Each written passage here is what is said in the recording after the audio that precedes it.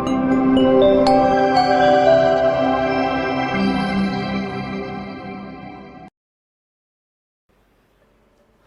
everyone.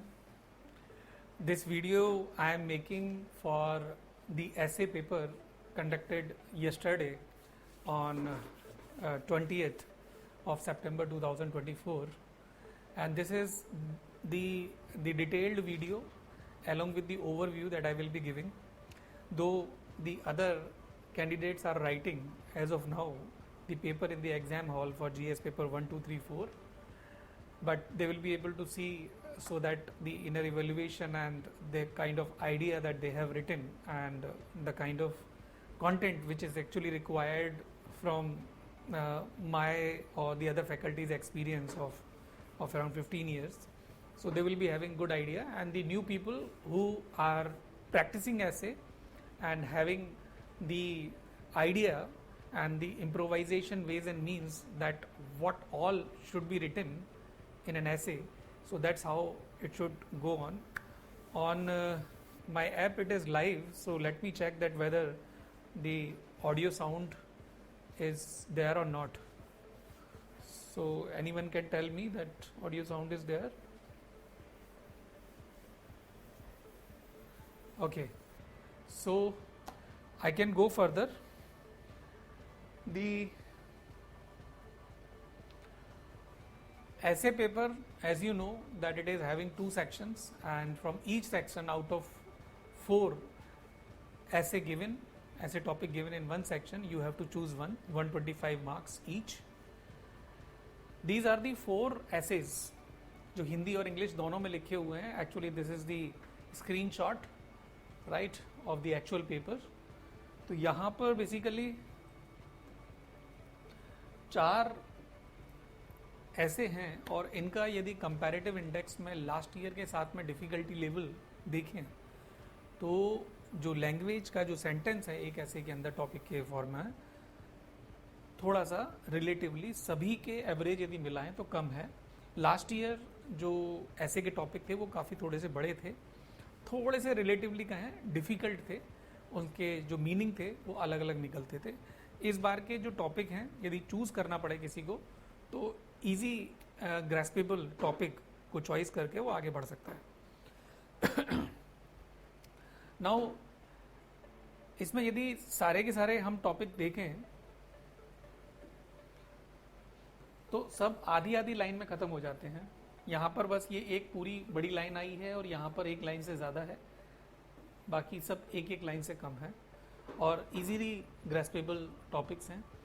But when I looked at these topics because हमारे time पर 2 optional होते थे. पिक्चर इतनी ज़्यादा कलेक्टिविस्टिक होलिस्टिक बड़ी होती थी कि indirect linkages of something which otherwise cannot be seen we were able to connect, and I will try to do it because I was able to see some of the content. but मुझे ऐसा लगता था कि ये बहुत ही ज़्यादा direct बात हो गई है. ऐसे और जीएस के पेपर में ये अंतर होता है कि हम लोग डायरेक्ट पॉइंट के फॉर्मेट में बात कर रहे होते हैं, जबकि ऐसे के अंदर में पॉइंट्स तो कम ही होते हैं, पैराग्राफिक अप्रोच बहुत ज़्यादा होती है और जो ऑर्गेनिक लिंक होता है वो बहुत ज़्यादा इम्पॉर्टेंट होता है. Now for example if I start the first topic, the forest precede civilization and desert follow them. ये अपने आप में ईजी लग रहा है समझने में कि भाई जंगल काटे जाते हैं जिससे कि वहाँ पे हैबिटेशनल एरिया बनाया जा सके, लोग रह सकें, और फिर उसके बाद में धीरे धीरे करके ये बताया गया है कि वहाँ डेजर्ट आ जाता है क्योंकि ओवर यूज़ हो जाती है वो अर्थ, डिग्रेडेड हो जाता है, डिफॉरेस्टेशन की वजह से डेजर्टिफिकेशन सेट इन होता है. ये हम लोग इन्वायरमेंट में, इकोलॉजी में एंड जियोग्राफी में पढ़ते हैं, और वहाँ पर हम यूनाइटेड नेशन की बॉडी, इंडिया की बॉडी, आज की डेट में जो फ्लड हो रहा है, ये सब बातें करेंगे. लेकिन ऐसे के अंदर में I tell that how we can link this with the religion, with the economy, with the civilization, with the social issues coming up, and with the last mile connectivity, the poor men, the illiterate men, the farmer, उनके ऊपर क्या implications होता है. This is what the holistic meaning of essay is. और यहाँ पे एक छोटा सा मेकअप हो गया जो एक पैराग्राफ में ओवर हो जाता है किसी भी कैंडिडेट का, वो धूप में खड़े होने के बाद में 5-10 मिनट में वॉश अवे हो जाएगा, एंड जो रियल फेस के जो कलर हैं वो आपके निकल के आने की कोशिश होगी। और ये ऐसे मेरे हिसाब से इंटरव्यू एक कंटेंट के बेस पे होता है, जो एग्जामिनर जो इवेल्युएटर है वो समझ पा रहा होता है कि आपकी वैल्यूज क्या हैं। Now forest precede civilization and desert follow them, यदि मैं इसको 1 by 1 लूँ तो सेक्शन ए का ये forest precede civilization and deserts follow them, इसमें जो भी लिखा हुआ है वो तो हम देख ही लेंगे, but I will like that you hear me for 5 minutes, next 5 minutes, face to face, eye to eye, that forest precedes civilization and desert follow them. अब यहाँ पर जो मोटे मोटे वर्ड हैं, फॉरेस्ट का मतलब तो खैर सभी को पता है, सिविलाइजेशन एंड डेजर्ट, ये जो सिविलाइजेशन वर्ड है अपने आप में ये पर्टिकुलरली यूज हुआ है।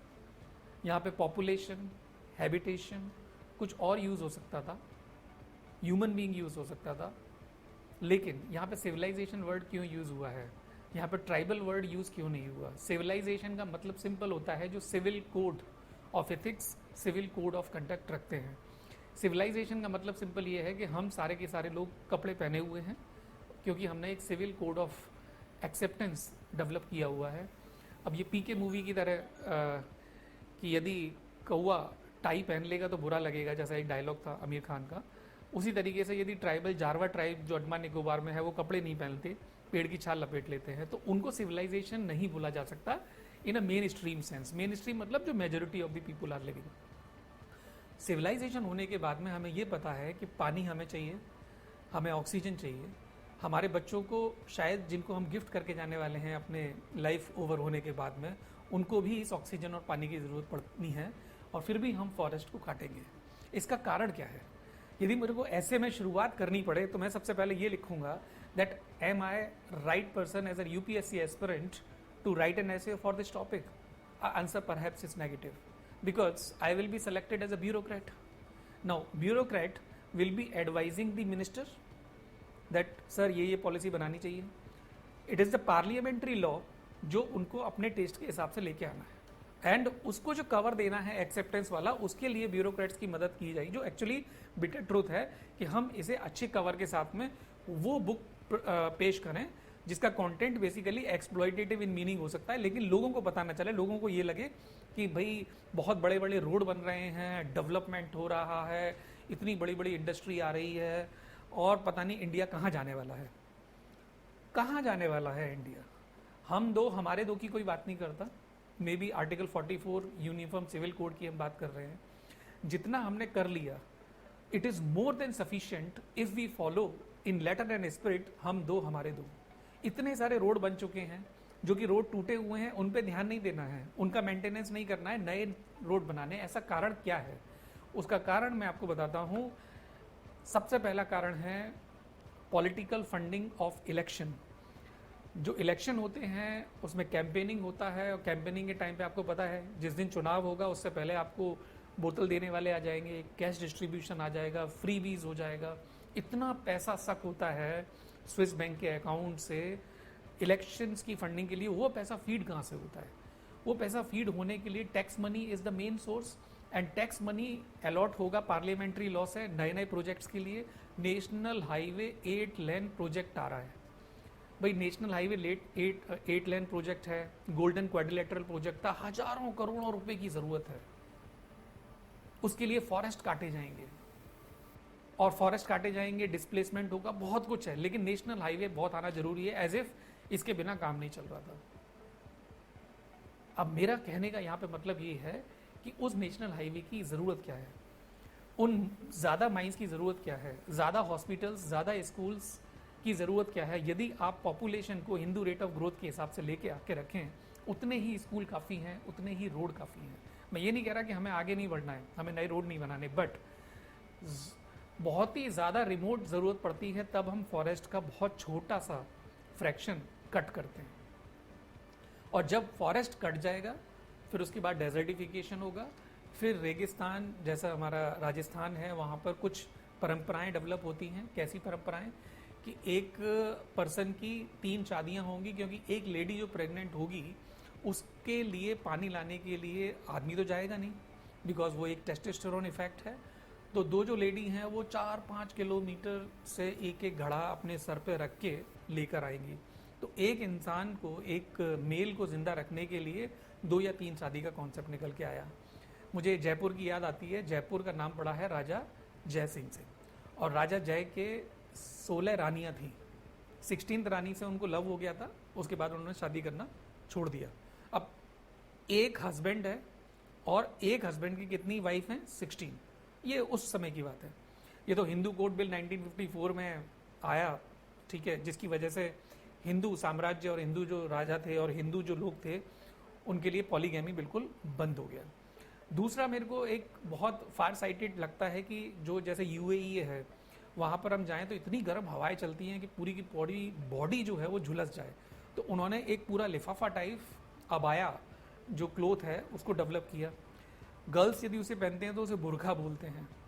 अब कुछ लोगों, एक्चुअली ये बहुत इनोवेटिव प्रोडक्ट था, क्योंकि पूरी की पूरी बॉडी को यदि बचाना है गर्म हवाओं से तो ढकना बहुत ज़्यादा ज़रूरी है। राजस्थान के अंदर जो घूंघट प्रथा है, जो रिलीजन से, कल्चर से कनेक्ट हो जाती है, वो एक्चुअली जो गर्म हवाएं हैं जिसमें रेत बहुत ज़्यादा आंखों में घुस जाती है उसके लिए बनाया गया था शुरुआत में।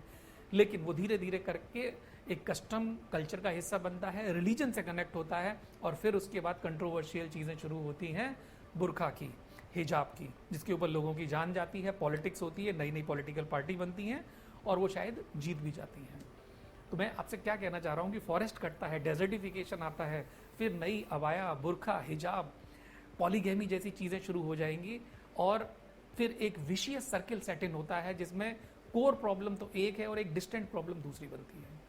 अभी मेरे को यदि यही क्वेश्चन के रूप में ज्योग्राफी या इन्वायरमेंट के लिए लिखना होता, जो कि हालांकि मैं ऐसे में भी इंक्लूड करूंगा, तो मैं डायरेक्टली फॉरेस्ट को वाइल्ड लाइफ से, फॉरेस्ट के जो लॉज हैं, इंडियन फॉरेस्ट सर्विस है, इन सब के जो प्रैक्टिसेस हैं, मैं उन सबको डालने की कोशिश करता, सीधा सीधा। देन उसके अलावा यदि मैं बात करूं कि फॉरेस्ट को काटने के लिए नेशनल हाईवे बनाने के अलावा और क्या साइकोलॉजिकल डायमेंशन हो सकता है कि फॉरेस्ट यदि हमें बचाना है, हमें ग्रीड खत्म करना पड़ेगा इंसान की। ग्रीड किस चीज़ की? मुझे बड़े बड़े घर चाहिए, मुझे ब्रांडेड कार चाहिए। वो कैसे आएगी? वो adjusted money, under table money से आएगी। बेटी की शादी करनी है, डॉरी में 1 करोड़ रुपया एक दिन में उड़ जाता है। वो पॉसिबल नहीं है एक सैलरीड इंसान के लिए। एज एन IAS यदि आप बन भी जाते हो तो 1-1.5 लाख रुपए से आपकी शुरुआत होती है। प्रोबेशन में तो वो पैसा 50,000 से भी लगभग कम होता है। तो नौकरी है सरकारी, बहुत अच्छी, बहुत रेस्पेक्ट, मतलब जितनी बड़ी नौकरी है उससे ज़्यादा बड़ा इमेज आप लेके चलते हो, इतनी बड़ी पर्सनैलिटी, लोग इज्जत करते हैं। IAS जहाँ पे जाता है, जहाँ खड़ा होता है, उस जगह की इज्जत बढ़ जाती है। तो उसके लिए डाइल्यूशन किसी भी तरीके से पॉसिबल नहीं है। आप खुद भी ये सोचते हो कि यार मेरे कंधों पे बहुत ज़्यादा जिम्मेदारी है, और जब ऐसी न्यूज़ आने को मिलती है कि किसी IAS के घर में रेड पड़ी और वहाँ पे 1 करोड़ रुपया मिल गया, मैं जस्ट परसों की न्यूज़ बता रहा हूँ, आज 20-21 तारीख है, तो बड़ा दुख होता है। अभी पूजा खेड़कर कभी एक एग्जाम्पल आया था जिसने GS पेपर 4 पास कर लिया एथिक्स का, और एक बहुत बड़ा क्वेश्चन मार्क बनता है कि UPSC का GS पेपर 4 क्या एथिक्स को टेस्ट करने के लिए एडिक्वेट नहीं है, जो ऐसे कैंडिडेट को सेलेक्ट करता है जिसने बहुत ही ज़्यादा एक्सट्रीमली अनइथिकल एग्जाम्पल प्रेसिडेंट पेश कर दिया। But anyway, not getting emotional about it, coming back, यदि हम साइकोलॉजिकल फैक्टर में जाएं तो हमें डॉरी जैसी चीज़ें ख़त्म करनी पड़ेगी। हमें ये लस्ट और ग्रीड खत्म करनी पड़ेगी कि मुझे पैसा चाहिए, मुझे ब्रांडेड कार चाहिए। अरे काम तो चल रहा है, आप हैप्पीनेस इंडेक्स को इससे कनेक्ट करके देखो। भूटान के अंदर भाई आपके पास भी कुछ नहीं है, मेरे पास भी कुछ नहीं है, आओ ज़मीन पे बैठ के खाना खाते हैं। सबसे बड़ा आज की डेट में डेप्राइव्ड इफेक्ट ऑफ पॉवर्टी जो बैठता है कि बगल वाले के पास कितना है, उसके बाद मैं अपनी रिलेटिव पॉवर्टी को फील करूंगा कि भाई बगल वालों के घर में कार आ गई तो हमारे घर में रात को कोई सोया नहीं, टेंशन की वजह से कि हमारे घर में वो वाली कार नहीं है। अब क्योंकि कंपटीशन शुरू हो जाएगा, which is not actually good. तो forest precede civilization and deserts follow them. It is having very much indirect linkages with sociology, with religion, with psychological dimension, right, that I have already discussed. Now इस ऐसे के अंदर छोटा सा हम environment और ऐसे की चीज़ें भी डालेंगे। हम ये भी बताने की कोशिश करेंगे कि ये स्टेटमेंट किसने दिया। French philosopher François de René, उन्होंने इस सेंटेंस को दिया था. उनका नाम मेंशन किया जा सकता है but it is not very important कि हम उनका नाम मेंशन करें. दूसरा, एक क्रैडल ऑफ सिविलाइजेशन जो फॉल ऑफ मेसोपोटामियन सिविलाइजेशन है, उन्होंने ग्रीन स्पेस को क्लियर किया था, फिर वहाँ रहना शुरू कर दिया, हैबिटेशनल एक प्लेस बना लिया, फिर उसके बाद वहाँ पे डेजर्टिफिकेशन सेट इन हुआ. वो भी एक एपिसोड हम लोग कोट कर सकते हैं. दूसरी कुछ रिपोर्ट ऐसी शो कर सकते हैं कि आज से 10,000 साल पहले अर्थ के ऊपर जो 30% है ओनली लैंड एरिया, 70% वाटर है, उस 30% का 57% फॉरेस्ट हुआ करता था. आज की डेट में वो चीज़ 33% यानी कि वन थर्ड वो 30% लैंड एरिया का रह गया है. इसका मतलब एक्चुअल पूरा का पूरा जो अर्थ प्लैनेट है उसमें 10% आज की डेट में फॉरेस्ट रह जाता है. 2050 एक रिपोर्ट यूनाइटेड नेशन के हिसाब से 2050 के अंदर जो अर्थ की डिग्रेडेड लैंड होगी वो 90% होगी. What are we going to gift to our next nation? जिन बच्चों को हम इतना प्यार करते हैं, जिनके लिए हम जान दे सकते हैं, उन्हीं के लिए ऐसी धरती छोड़ के जा रहे हैं जहाँ सांस लेना मुश्किल हो जाएगा. अभी कोरोना की एक एपिडेमिक एंड पेंडेमिक को हमने देखा है, कितनी मुश्किलावट हुई थी, राइट. अभी ये हवा और पानी के अंदर में ऐसी प्रॉब्लम आ जाए तो एक दिन क्या, एक घंटे या एक मिनट रहना भी मुश्किल हो जाएगा. कितने ऑक्सीजन सिलेंडर्स की ज़रूरत पड़ने वाली होगी उस टाइम पे. So desertification is not good. Industrial revolution, अभी when I am sitting in Delhi, the Greater Noida and other area, the Jewar airport, वहाँ पे इंडस्ट्रियल कॉरिडोर निकल के आ रहा है. वहाँ पे इतना बड़ा फॉरेस्ट लैंड, पूरा ग्रीन बेल्ट, पूरी की पूरी क्लियर हो जाएगी धीरे धीरे करके 10-15 ईयर्स में. पूरा का पूरा जो लंग्स है, ऑक्सीजन इफेक्ट है, वो पूरा चला जाएगा. दिल्ली एनसीआर के अंदर में, दिल्ली के अंदर अपनी प्रोड्यूस्ड ऑक्सीजन बहुत ज़्यादा नहीं है. It is importing its oxygen by natures, by winds from NCR. And NCR के अंदर भी हम धीरे धीरे करके उन फॉरेस्ट को, उन ग्रीन प्लेसेस को काटना शुरू कर रहे हैं. ऐसे ही एक यूनाइटेड नेशन की कन्वेंशन है to combat desertification, Paris agreement 2015. It is also to be mentioned, if you can recall it, कि ये हमें याद दिलाता है. क्योटो प्रोटोकॉल हमें धरती की जो रियो डे जेनेरियो में 1992 में समिट हुई थी वो हमें याद दिलाती है. सस्टेनेबल डेवलपमेंट गोल हमको इस बात के लिए याद दिलाते हैं. नेशनल एफॉरेस्टेशन प्रोग्राम जो इंडिया ने शुरू किया, ये बहुत ज़्यादा हमें याद दिलाता है. देन एक कैंपा की बात कर सकते हैं, CAMPA. कैंपा मीन्स क्या होता है? Compensatory afforestation fund management and planning authority. तो ये सारे के सारे कंटेंट मेरे हिसाब से उतना ज़रूरी नहीं है, लेकिन आप एक कॉन्सेप्चुअल ग्रेवी दे पाएँ, एक कॉन्सेप्चुअल फ्रेमवर्क बना के एग्जामिनर के दिमाग में कि इसका कितना सारा वाटर डिस्ट्रीब्यूशन से हमारे आने वाले समय से बैठता है, तो बहुत ज़्यादा इंपॉर्टेंट हो जाएगा. चिपको मूवमेंट हुआ था, उसका आप मेंशन कर सकते हैं हिस्ट्री से. एक किपको मूवमेंट भी था. चिपको मूवमेंट, चिपको मतलब ट्री से चिपक जाना जिससे ट्री को बचाया जा सके. तो ये सारी की सारी चीज़ें इमोशनल कमोडिटी बनती है. आज की डेट में बच्चों से कुछ ट्रीज इम्प्लांट कराए जाते हैं, फिर उसके ऊपर अपना नाम टैग कराया जाता है, जिससे बच्चा वो आके 20 साल के बाद देख सके, वो अपने बच्चों को बता सके बाद में कि ये छोटा सा पेड़ मैंने लगाया था जो आज एकदम इतना बड़ा पेड़ बन गया है. तो खुशी मिलती है, एक इमोशनल कमोडिटी बन जाती है किसी भी बच्चे के लिए. और यही जनरेशनल वैल्यू हमें यदि देना शुरू करना है एजुकेशन पॉलिसी के थ्रू, तो believe me guys, it is very very important. But हमारे दो Hindu rate of growth replacement ratio 2.1 का यदि हमने फॉलो नहीं किया तो कुछ नहीं होगा दोस्तों. दूसरी बात ये कि पॉलिटिशियंस को, ये जो मोटे पेट के आदमी हैं, इनको ये बताना पड़ेगा कि आप एडजस्टमेंट मत कीजिए. लेकिन उनको बताने से भी काम नहीं चलेगा. लास्ट में आप यदि ये बता रहे हैं कि फॉरेस्ट को बचाने के लिए state funding of election India जैसे कंट्री के अंदर में आप इंट्रोड्यूस कर दीजिए, ना रहेगा बांस ना बजेगी बांसुरी. भाई जब आप प्राइवेट मनी खर्च ही नहीं कर सकते हैं कैसे भी करके, तो फिर बात ही खत्म हो गई. स्टेट खर्च करेगी, लोगों का टैक्स मनी यूज़ होगा, जिसमें रेगुलेशन बहुत ज़्यादा होगी. RBI और इलेक्शन कमीशन ही ऑथराइज्ड होंगे उन लोगों को पैसा देने के लिए. कोई पकड़ा गया, उसकी पॉलिटिकल पार्टी डीरजिस्टर्ड टोटल. बस पूरा करप्शन तो खत्म नहीं हो गया, होगा चाणक्य के हिसाब से, लेकिन 90% 70% तक हमने कंट्रोल कर लिया तो बहुत बड़ी बात है हमारे लिए.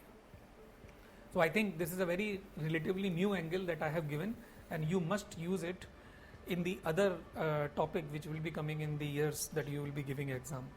So, and also I have mentioned here छोटी छोटी चीज़ें कि we do not inherit the earth from our ancestor, we borrow it from our children. हम अपने बच्चों से ये चीज़ उधार लेके आज की डेट में जी रहे हैं, राइट? ये ऐसी चीज़ें आगने वाले ईयर्स में आ सकती हैं, राइट? एंड ये प्रोवर्ब है नेटिव अमेरिकन की, the future will be green और नॉट एट ऑल. जॉन जाइट्स का स्टेटमेंट है ये, फ्यूचर होगा तो ग्रीन होगा, नहीं तो बिल्कुल नहीं होगा, right? A society grow greater when people plant tree under which they will never seat. अपने बच्चों के लिए वो ट्री छोड़ के जाएंगे. प्रॉपर्टी छोड़ना उतना ज़रूरी नहीं है. ये ट्री, ये हंसी वादियाँ जहाँ पे आप घूमने के लिए जाते हो, पैसा खर्च करके जाते हो, 15-20-50 हज़ार का पैकेज लेके थॉमस कुक का, हसीन वादियों को देखने के लिए. मुझे ऐसा लगता है ये हसीन वादियाँ आप अपने चारों ओर भी बना के रखें. ग्रीन कलर जिसका फ्रीक्वेंसी या कहें विबग्योर के अंदर में जो अमाउंट होता है वो 5500 एंगस्ट्रॉम होता है, जो आंखों के लिए बहुत अच्छी होती है. It is very very important. ऐसे ही आगे एक स्टेटमेंट है, the greatest threat to our planet is the believe that someone else will save it. The greatest threat to our planet is the believe that someone else will save it. मैं तो गंदा करूँगा क्योंकि मैं हुआ ही गंदगी पैदा करने के लिए हूँ. मैं फॉरेस्ट काटूंगा. मेरा काम क्या है, 60-70 साल तक जीना, उसके आगे देखा जाएगा जो होगा. धरती तो वैसे ही खत्म हो रही है. तो ये वाली थॉट प्लीज़ मत रखिए, ठीक है? गांधी जी का ट्रस्टीशिप जो पैसों के बारे में था वो यहाँ पर साइकोलॉजिकल वे में लेके आई है कि मेरे को जितना यूज़ करना है उसके बाद कुछ छोड़ के भी जाना है, कुछ अपने तरफ से दे के भी जाना है, राइट? फॉरेस्ट के बारे में बात कर रहा हूँ कि फॉरेस्ट ना लगा के ट्री तो लगा सकते हैं. और यही साइकोलॉजिकल जो छोटी सी शुरुआत होती है, चैरिटी बिगिंस एट होम. एक ट्री लगाना आपको ये ज़रूरी है. कोई और आपके लिए लगाएगा और आप उसका कंज्यूमर बनेंगे, which is not good. Then the next one is earth has music for those who listen. William Shakespeare.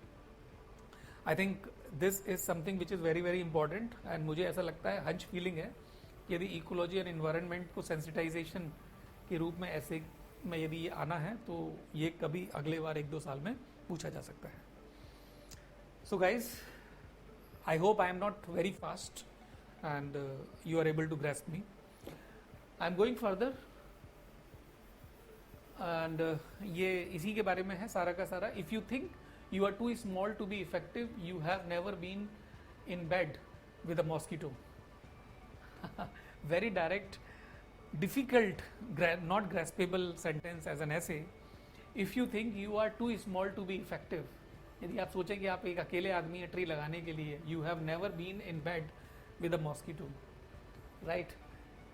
आप जाइए ऐसी जगह पे ज़िंदगी बिताइए जहाँ पे डिफॉरेस्ट मीन्स डेजर्टिफिकेशन हो चुका है.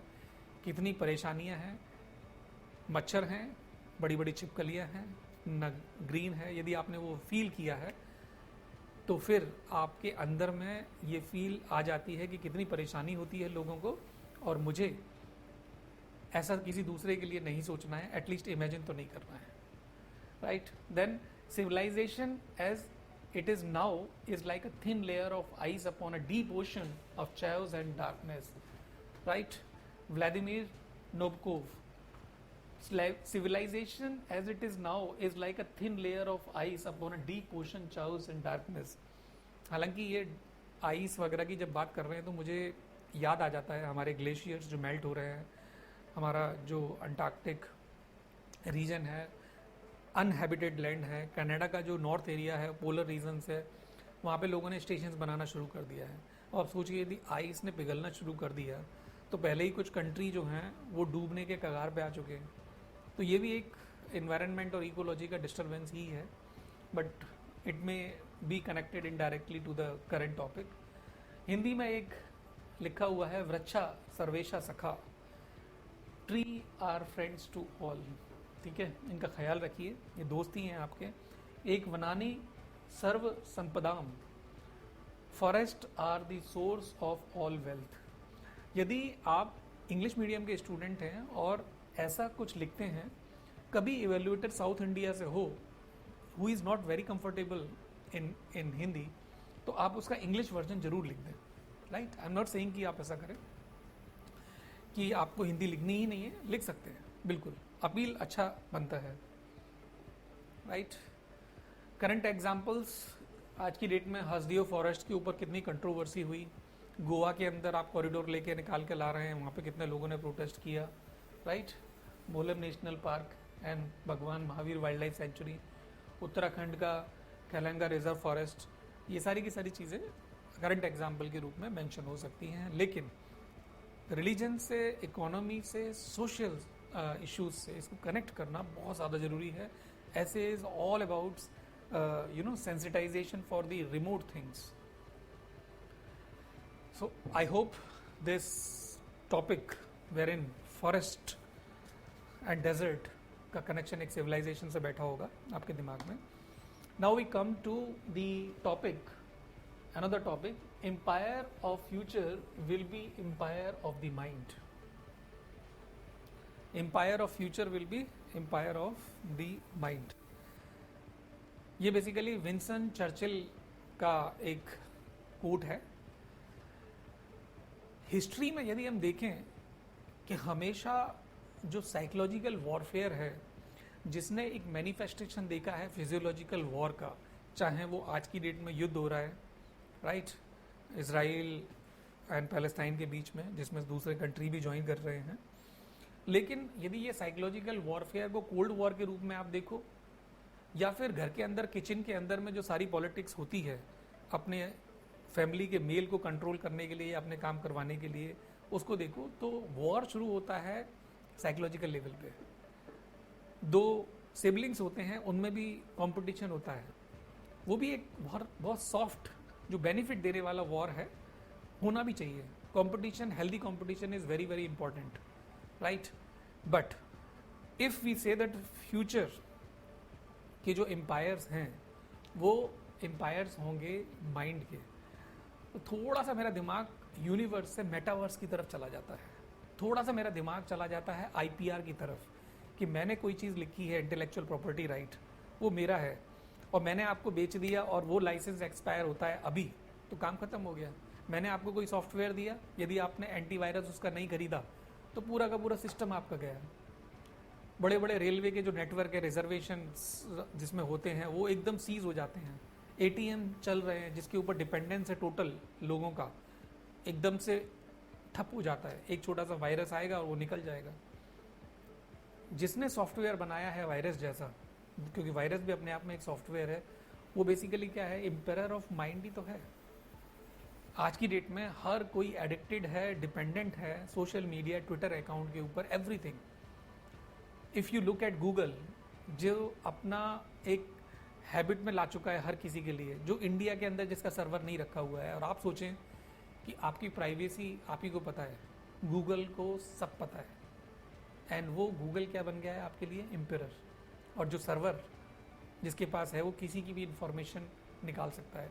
हम जैसे तो आम आदमी हैं, लेकिन इंफॉर्मेशन यदि बड़े बड़े मिनिस्टर्स की हो, प्राइम मिनिस्टर्स की हो, अब कल की ही न्यूज़ आ रही थी कि अलकायदा की थ्रेट आ रही है इंडिया के अंदर। ये एम्पायर ऑफ माइंड्स बेसिकली जो इंडिया में अच्छे कारणों की वजह से बैठे हुए हैं, जो बुरी फोर्सेस को डिसरप्ट करने से रोकते हैं, वो हमें अलर्ट करते हैं बॉम्ब थ्रेट्स एंड ऑल से। काउंटर करने की जरूर कोशिश होती है, लेकिन चोर भी उतना ही स्मार्ट होता है जितना सिपाही होता है। तो एम्पायर ऑफ माइंड यदि बनना है तो कल के लिए ब्रिटिश एम्पायर कॉलोनीज बनाता था। इंडिया भी एक कॉलोनी थी जो ब्रिटिश पार्लियामेंट में रिप्रेजेंट होती थी। आज की डेट में बीपीओ और केपीओ बनते हैं। ये क्या हो रहा है? हमारे यहाँ पे लेबर लॉज उस तरीके के हैं, लेबर सस्ती है, तो बीपीओज और केपीओज इंडिया में खुले हुए हैं और सर्विस किसे दे रहे हैं? वो यूएस को। यूएस सुपर पावर है साइकोलॉजिकल रूप में, कहीं किताबों में नहीं लिखा हुआ है कि सुपर पावर होने के लिए इतनी इकोनॉमी, इतनी जीडीपी चाहिए। ऐसा क्यों है? रशिया के अंदर में भी एक फीलिंग है कि वो यूएस को काउंटर कर सकता है, इसलिए दोनों के बीच में ये वॉर रहता है कि बाइपोलर वर्ल्ड से एक मल्टीपोलर वर्ल्ड को बनाने की ज़रूरत है। चाइना भी बीच में कूद जाता है अपनी एक्सपेंशनिस्ट पॉलिसी को लेके। चाइना वॉर तो नहीं कर रहा है, लेकिन अपनी क्वांटिफाइड अप्रोच से, अपने प्रोडक्ट्स के बेस पे वो लोगों को हैबिट्स में लेके आता है कि लोग चाइना का प्रोडक्ट ही खरीदें। वो क्या है? एम्पायर ऑफ माइंड ही तो है। उसकी करेंसी जो डॉलर की करेंसी जो थी वो गोल्ड, आज की डेट में यदि मैं देखूं तो जो डॉलर का प्राइस है वो नीचे जा रहा है और गोल्ड का प्राइस ऊपर जा रहा है। मैं 20 सितंबर की बात कर रहा हूं।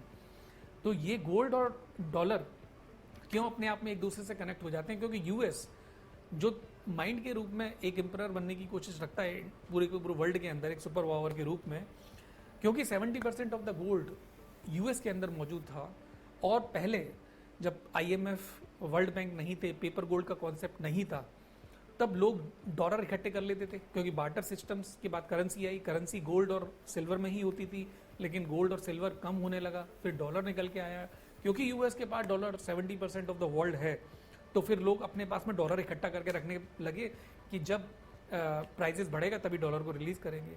एक टाइम ऐसा आया जब यूएस ने मना कर दिया डॉलर को प्रिंट करने से, फिर उसके बाद में ये जो थर्ड वर्ल्ड बॉडीज हैं, वर्ल्ड बैंक एंड आईएमएफ जैसी, ये बनी, जिसको ब्रेटन वुड ट्विंस भी बोलते हैं।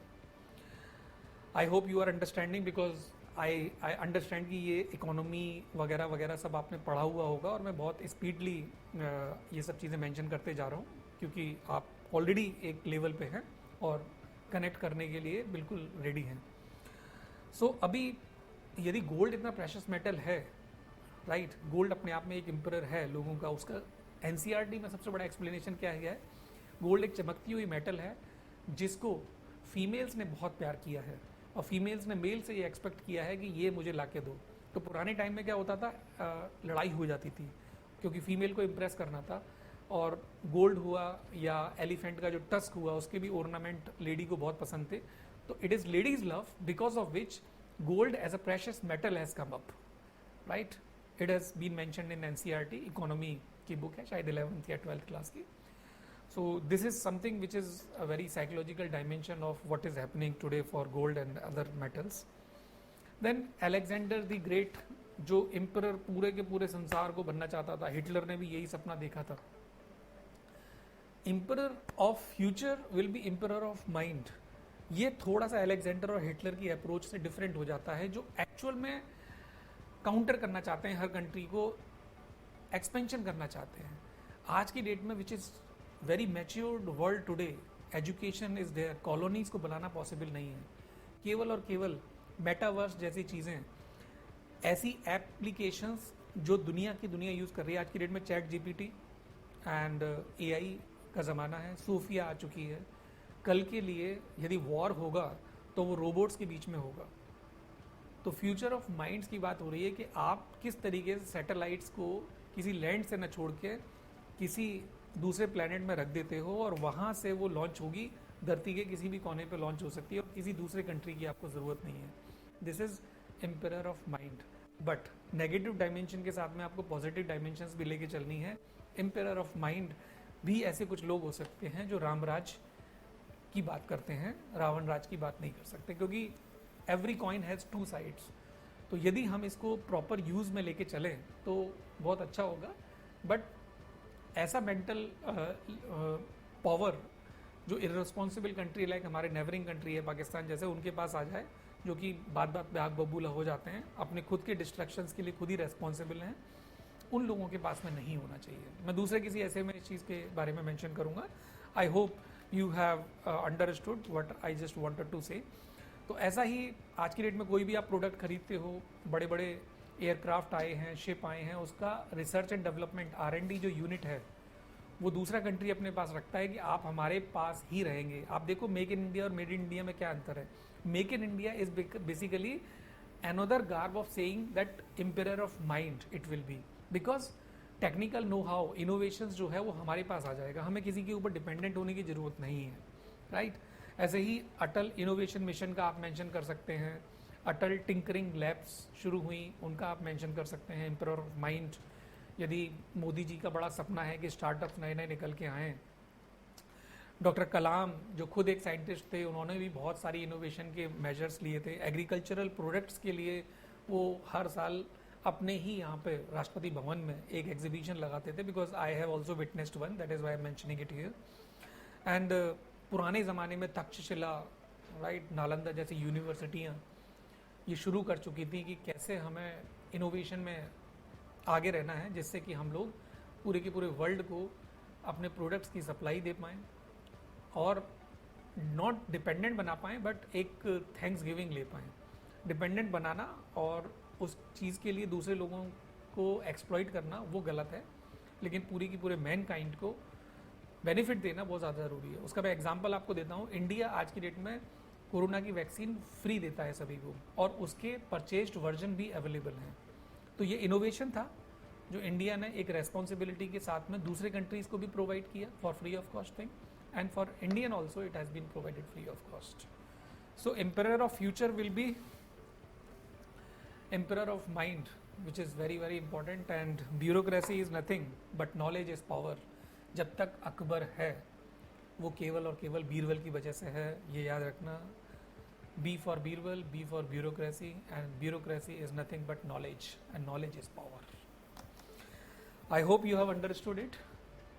एंड यहाँ पे कुछ मैंने बेसिकली मेंशन किया है। The best way to predict the future is to create it, like you guys are capable to create your future. So Sophia, first humanoid, metaverse, blockchain technology। पहले लॉटरी सिस्टम होता था, फिर stock market आ गया, आज की date में blockchain technology है। हालांकि मैंने आज तक इसे नहीं खोला, मैं समझ भी नहीं पाया, राइट। साइबर वेपन्स हैं, डीप फेक्स हैं, ये सारा का सारा इतना ज़्यादा इंट्रिगिंग है और इतना ज़्यादा इंट्रिकेट हो चुका है हमारी लाइफ में कि I can not imagine that we can separate our life from it. Steve Jobs बोलते हैं इमेजिनियरिंग, इंजीनियरिंग के बजाय इमेजिन करना है, और इमेजिन के बाद में उसकी इंजीनियरिंग करनी है। तो इमेजिनियरिंग कॉन्सेप्ट जो है वो स्टीव जॉब ने दिया है। बड़ी कमाल के आदमी हैं, पर्सनल लाइफ जैसी भी हो उनकी। सो वी हैव कंप्लीटेड 2 ऐसे टॉपिक्स। ऐसा ही तीसरा एक टॉपिक है, there is no path to happiness, happiness is the path, happiness is the bliss. Guys, वो एक हिंदी में गाना है ना, तुम इतना जो मुस्कुरा रहे हो, क्या गम है जिसको छुपा रहे हो। मेरे दिल में ये ख्याल आता है, वो कहीं बीच बीच में नहीं जाता है, कि हैप्पीनेस जो है मुस्कुराने से और हंसने से और अंदर एक मन के अंदर मेंटल पीस होने से किस चीज़ से सबसे ज़्यादा कनेक्टेड है। तो मुझे ये फील होता है कि हैप्पीनेस, स्माइलिंग और लाफिंग तो थोड़ा सा एक आर्टिफिशियल गेस्चर हो जाता है। Happiness is with in, happiness is a bliss, and happiness is the path. Free will ये होना बहुत ज़्यादा ज़रूरी है। यदि आप किसी फिजियोलॉजिस्ट से पूछोगे तो वो बोलेगा मैं आपको डोपामाइन का इंजेक्शन लगा देता हूँ, आप बहुत खुश फील करेंगे, क्योंकि हार्मोन पैदा हो गया बॉडी के अंदर और आप खुश फील कर रहे हैं। आप पनिशमेंट लेने के लिए चाहेंगे तो नाइट्रस ऑक्साइड जो है वो आप रिलीज़ कर लीजिए, घर में लगा लीजिए, थोड़ी बहुत खुशी कम हो तो उसे छोड़ दीजिए हल्का हल्का, तो आपको खुशी महसूस होगी, हंसने लगेंगे सारे के सारे लोग।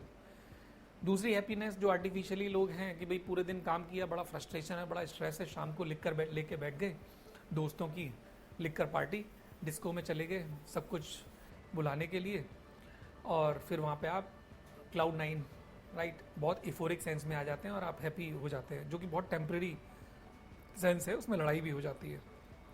We are not talking about such happiness, we are talking about a permanent happiness, happiness which is endured happiness, which is an endured sense, not confined to a month, not confined to a year, it's a permanent one, right? थोड़े बहुत dips ups आते हैं life में, but happiness is relatively fine to give you a mental peace। ऐसे ही यदि आप इसको sacrifice से कनेक्ट करोगे, जिसको फिलोसॉफिकल वे में एल्ट्रुइज्म भी बोलते हैं, हेडोनिज्म भी बोलते हैं, तो किसी को सेक्रीफाइस करके हैप्पीनेस होती है। कोई भी माँ बाप अपने कमरे में एसी नहीं लगाते, बच्चे के कमरे में एसी लगाते हैं। मुझे वो 3 इडियट का सीन याद आता है कि वो आमिर खान को लेके जाते हैं, देखो हमने इनके घर में, इनके कमरे में एसी लगाया, हम बिना एसी के हैं, कितना सेक्रीफाइस कर रहे हैं। अब हैप्पीनेस उसको फोटोग्राफर बनने में थी, उसे ज़बरदस्ती इंजीनियर बनाया। ये भी अपने आप में एक इंटरेस्ट लेड हैप्पीनेस है, वो थोड़ा सा ईजी हो जाता है मूवी के थ्रू बताना। तो हेडोनिस्ट जो होते हैं वो प्लेजर्स लेना चाहते हैं। प्लेजर मतलब फिजिकल प्लेजर भी हो सकता है, राइट, शॉर्ट ग्रेटिफिकेशन टेंडेंसी भी हो सकती है एक प्लेजर और हैप्पीनेस को लेने के लिए। कुछ अनसर्प्लस एलिमेंट्स ऑफ सोसाइटी होते हैं, राइट, वो हैप्पीनेस या प्लेजर को लेने के लिए रॉन्ग मीन्स को फॉलो करते हैं, right. This is not the real meaning of happiness we are talking about, right. एक जो सोल्जर है वो हंसते हंसते अपनी जान को बॉर्डर पे लड़ते हुए कुर्बान कर देता है और उसके घर वालों को भी उसके उसके जाने पे फक्र होता है। एक्सीडेंट में किसी की डेथ हो जाए, ऊपर वाला करे ऐसा ना हो किसी के साथ, लेकिन वो खत्मा होना और बॉर्डर पे ख़त्म होना, पीढ़ियाँ याद रखती हैं उस चीज़ को। रोड आपके नाम पे बन जाते हैं, राइट। तो मुझे तो ऐसा लगता है कि यदि किसी को ख़त्म हो और वास्तव में होना ही है, तो मतलब कहते हैं ना कि ज़िंदगी तकलीफ देती है, मौत को तो बेवजह लोग बदनाम करते हैं। तो यदि डेथ आए तो बहुत अच्छा है, right, which is actually the bitter truth of life. लोगों को खुशी के आंसू भी आते हैं, राइट, आंसू आ रहे हैं, रो रहे हैं, लेकिन खुशी हो रही है। बच्चा सेलेक्ट हो गया, आंसू रोक नहीं पा रहे हैं, बच्चा खुद आंसू नहीं रोक पा रहा है। सो ये खुशी और आंसू, एक्सप्रेशन सैड वाला है आंसू आना, लेकिन अंदर से खुशी है। Happiness just, it is a very much psychological feeling wherein you are not smiling, you're not laughing, but you feel contentment in life, you feel satisfaction in life, you're not feeling any greed for money. It is the happiness, it is the bliss. To have that happiness, people say that आप meditation करो, people say that अच्छे दोस्तों की संगति में रहो, people say that unrealistic target मत रखो लाइफ में, अपने पोटेंशियल को पहचानो, अपने आप को डिस्कवर कर लो, then you will find that there is no path to happiness, happiness is the path. But इसे लिखना कैसे है, ये बहुत ज़्यादा इंपॉर्टेंट है।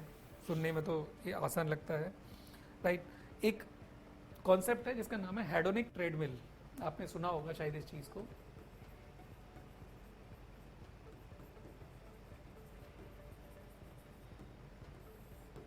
बेसिकली जब हम लोग मैस्लो की नीड हायरार्की की बात करते हैं, जिसमें 5 नीड हैं basically, basic need, security need, social need, esteem need and self actualization, right.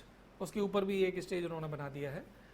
तो जब हम लोग बेसिक नीड जो 3 हैं, जब आपकी नौकरी लग जाती है, फिर आपकी शादी हो जाती है, बस उसके बाद आपके पास और भी पैसा आता है। तो ये जो हेडोनिक ट्रेडमिल है वो ये कहता है कॉन्सेप्ट कि एक पॉइंट के बाद में जो एक्स्ट्रा पैसा आपके पास आया है वो आपके हैप्पीनेस और ज़्यादा होने में कंट्रीब्यूट नहीं करता, उल्टा ही हो सकता है, राइट। तो इसके मतलब क्या है कि रोटी कपड़ा और मकान मिला, अच्छी आपकी शादी हो गई, बच्चे हैं, सारी निरोग काया है, मीन्स आप बिल्कुल हेल्दी हो, ये सबसे ज़्यादा एक कंटेंटमेंट लाइफ में होने का सोर्स बन जाता है। This is what happiness is. So ये चीज़ आप ध्यान में रखो और अपने आप को बस एक मिडिल मैन के रूप में देखने की कोशिश करो। अब चाहे आप अरबपति बन जाओ तो भी आप अपने आप को एक सिंपल वे में लाइफ जीने की कोशिश करते हो तो बहुत अच्छी बात है। आप किसी को भी देख लो, टाटा को देख लो, राइट, आज की डेट में अकेले हैं और काफ़ी एज हो गई लेकिन फिर भी मेंटेन करते हैं। वॉरेन बफेट की बात आप करो, जिस घर में पैदा हुए थे उसी घर में रहते हैं, छोटा सा घर है, मोबाइल अपने पास रखते नहीं हैं, आज तक उन्होंने 2-3 जोड़ी से ज़्यादा कपड़े खरीदे नहीं, कुछ उन्हें गिफ्ट मिल गए थे एक लेडी से, 10-15 सूट, उन्हीं को पहनते हैं। और उन्होंने उनको एक आईफोन का मोबाइल गिफ्ट कर दिया मालिक ने आईफोन के, तो उन्होंने उसको रखना शुरू कर दिया है। यदि वो किसी को एडवाइस देते हैं किसी भी क्लाइंट को तो उससे बातचीत नहीं होती, साल में बस एक लेटर आता है 1 पेज का, उसी पेज को उन्हें फॉलो करना होता है और उस पेज की कीमत एज एन कंसल्टेंसी करोड़ों अरबों रुपए की होती है। वॉरेन बफेट की, who was one of the richest man of the world once, right. Warren Buffett का नाम मैं इसलिए मेंशन कर रहा हूँ क्योंकि इथिक्स जीएस पेपर 4 में यूपीएससी ने उनके बारे में एक क्वेश्चन पूछा हुआ है, राइट। एक शैडो पैंडेमिक का कॉन्सेप्ट भी आया था, मैं यहाँ पर लिख देता हूँ इसे।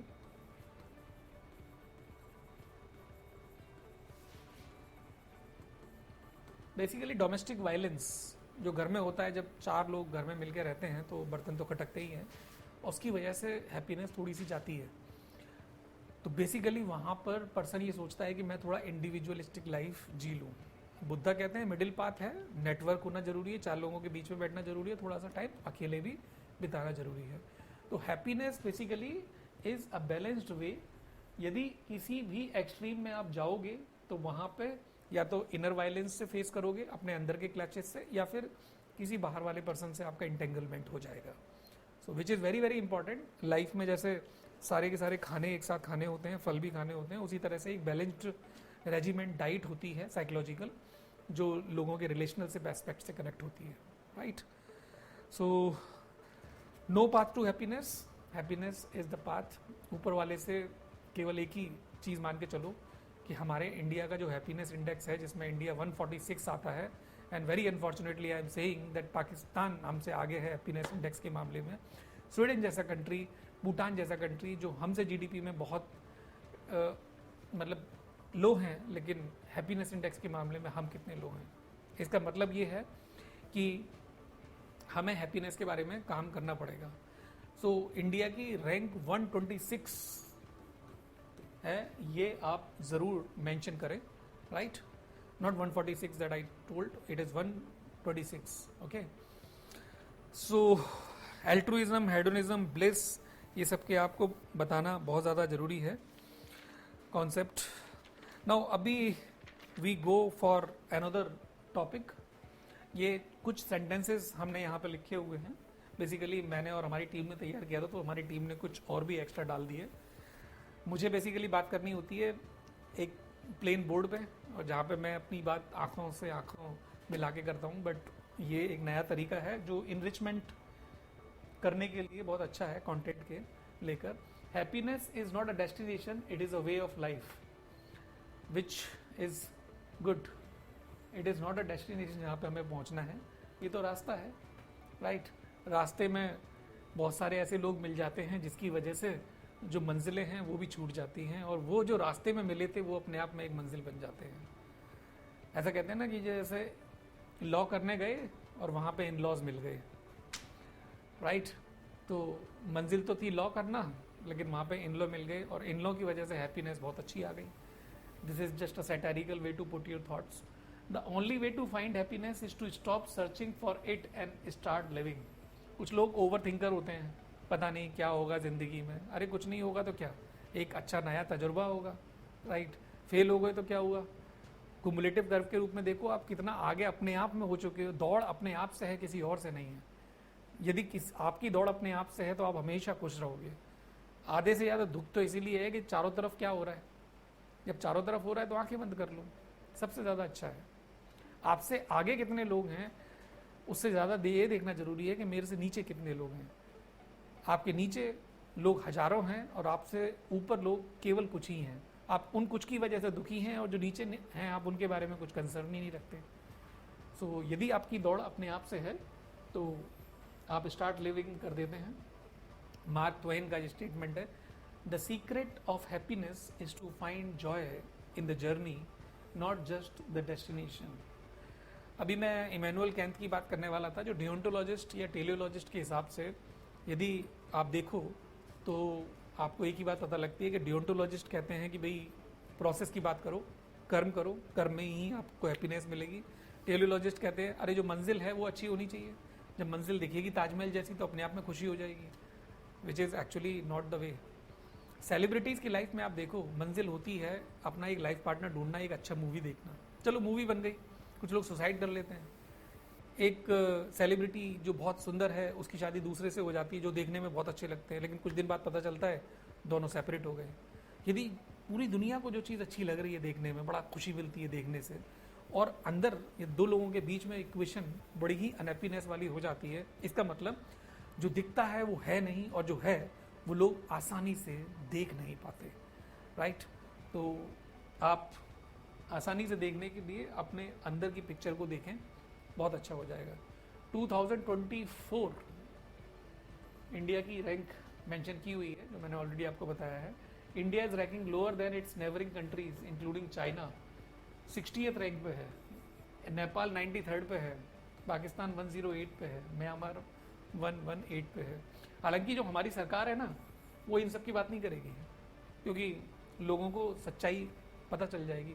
हम लोग तो केवल 5 या 6% में आते हैं, इतना एक्सेस है सोशल मीडिया के ऊपर। जो बेचारे रिक्शे चलाने वाले हैं, शॉप पे बैठने वाले हैं, उन लोगों की ज़िंदगी थोड़ी दूसरी है। उन्हें बस जो नेताजी आके कह के चले जाएंगे वो लोग मान लेते हैं बात। Anyway, coming to another topic, I hope happiness को आप अच्छे से समझ पाए होंगे। दूसरा एक टॉपिक है the daughter is a true man of science. जो डाउट पूछने वाला है, जो डाउट करने वाला है, वो ट्रू मैन ऑफ साइंस होता है। इसका मतलब ये नहीं है कि डाउट मतलब शक करना, हालांकि मैं इसकी भी बात करूंगा। किसी के ऊपर डाउट करते हैं जिसकी वजह से रिलेशनशिप खराब हो जाता है। रिलेशनशिप का नाम ही है लिबर्टी, लाइफ का नाम ही है लिबर्टी। जितनी आप लिबर्टी अपने आप को दोगे, जितनी आप लिबर्टी अपने से जुड़े लोगों को दोगे, उतना ही ज़्यादा आप कंट्रोल कर पाओगे, राइट। एक चिड़िया जिसको पिंजरे में बंद कर लिया, उससे ऊपर आपको डाउट आता है ये खाना क्यों नहीं खाती। जब ये चिड़िया उड़ रही है और ये अपने आप से बार बार आपके पास आती है और आप इसे खाना खिलाते हो और रोज आती है, तो वो ज़्यादा अच्छा इक्वेशन है मेरे हिसाब से। Now I talk about this doubt is a true man of science. लोगों ने इसको ये समझा होगा कि आइंस्टीन के बारे में बात करेंगे, न्यूटन के बारे में बात करेंगे, राइट, क्योंकि साइंस वर्ड दिया हुआ है। गाइस, साइकोलॉजी भी तो साइंस है, एक सोशल साइंस होती है, राइट, जो आपने पढ़ी है अपने स्कूलिंग डेज में।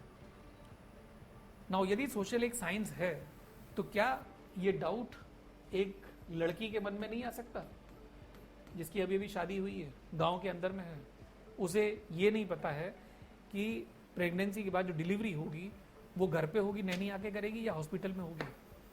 हमारी गवर्नमेंट इंस्टीट्यूशनल डिलीवरी मैकेनिज्म की बात करती है। इंडिया की रिपोर्ट के हिसाब से most of the maternal death जिसको हम लोग IMR की बात करते हैं, इंस्टीट्यूशनल डिलीवरी नहीं होती हैं, घर में होता है, उसकी वजह से होती है। इस लेडी के अंदर ये डाउट क्लियर करना बहुत ज़्यादा जरूरी है हमारे डॉक्टर्स के एजेंसी के थ्रू कि इंस्टीट्यूशनल डिलीवरी की तरफ फोकस करो, पैसे भी मिलेंगे, हेल्थ का भी अच्छा रहेगा। कुछ सोसाइटीज में तो इसे टैबू मानते हैं, अरे ना, मेल डॉक्टर है तो फिर भी नहीं, फिर तो बिल्कुल एकदम ट्राइबल सेंस आ जाएगा। नो, लेडी है, मेल डॉक्टर है। हमारी सरकार ने MBBS के अंदर 4th ईयर में ये क्लॉज रखा कि उन्हें गांव में जाके प्रैक्टिस करनी है। मैंने खुद से देखा कितने बच्चे जो मेडिकल डॉक्टर बनना चाहते हैं, उनको तो बस फैसिनेशन है डॉक्टर से, जबकि लाइफ कितनी रेस्पॉन्सिबल है वो समझ नहीं पाते। हिपोक्रेटिक ओथ का मतलब, रियल मतलब नहीं समझ पाते। गांव में जाके सर्विस करने वाले 15% से कम लोग हैं और पेपर पे खाना पूर्ति करने वाले लोग बहुत ज़्यादा हैं। मतलब 1 साल का एक्सपोजर हो गया विलेज लाइफ का, वो केवल पेपर पे है, रियल सेंस में नहीं है। यदि रियल सेंस में हो तो इस लड़की के अंदर में जो डाउट है वो बहुत ज़्यादा इंपॉर्टेंट है, क्योंकि इसी की कोख से एक साइंटिस्ट भी निकलेगा, एक IAS भी निकलेगा और एक प्रधानमंत्री भी निकलेगा। आज के प्रधानमंत्री की जो माँ है, जो उन्होंने खुद बोला है कि वो बहुत घर घर में जाके काम करती थी, तो ये शायद एजुकेटेड नहीं होंगी, तभी उन्होंने ऐसी लाइफ देखी और ऐसी माँ ने जन्म दिया एक ऐसे इंसान को। शायद उसके बोलने की ताकत, उसके सोचने की ताकत इतनी ज़्यादा है कि वर्ल्ड के कुछ ही लोगों में होती है। मैं क्या कहना चाहता हूँ आप थोड़ा समझो। इस लड़की का जो डाउट है वो सबसे ज़्यादा इंपॉर्टेंट है, आप लोगों के IAS बनने से भी ज़्यादा इंपॉर्टेंट है दोस्तों, राइट।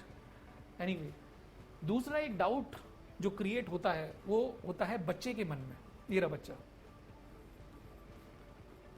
जब बच्चे होते हैं प्रोक्यूनेशन, ये जैसे जो एज होती है 9 ईयर के बाद में, बड़ी बिगड़ने वाली एज हो जाती है। सेक्स एजुकेशन, जब सेक्स एजुकेशन को नेशनल एजुकेशन पॉलिसी में डाल के गांव के स्कूल टीचर से बोला कि इसे बच्चों को बताओ, वहां के गांव का स्कूल का टीचर ही खुद अपने आप में क्यूरियस है चीजों को लेके, वो क्या किसी को बताएगा। समझने वाली बात है कि सेक्स एजुकेशन की इतनी बड़ी मौकरी बनी कि और बच्चों में डाउट्स आने लगे, क्योंकि जो डाउट क्लियर करने वाली एजेंसीज थी उनको ही खुद से चीजें नहीं पता थी।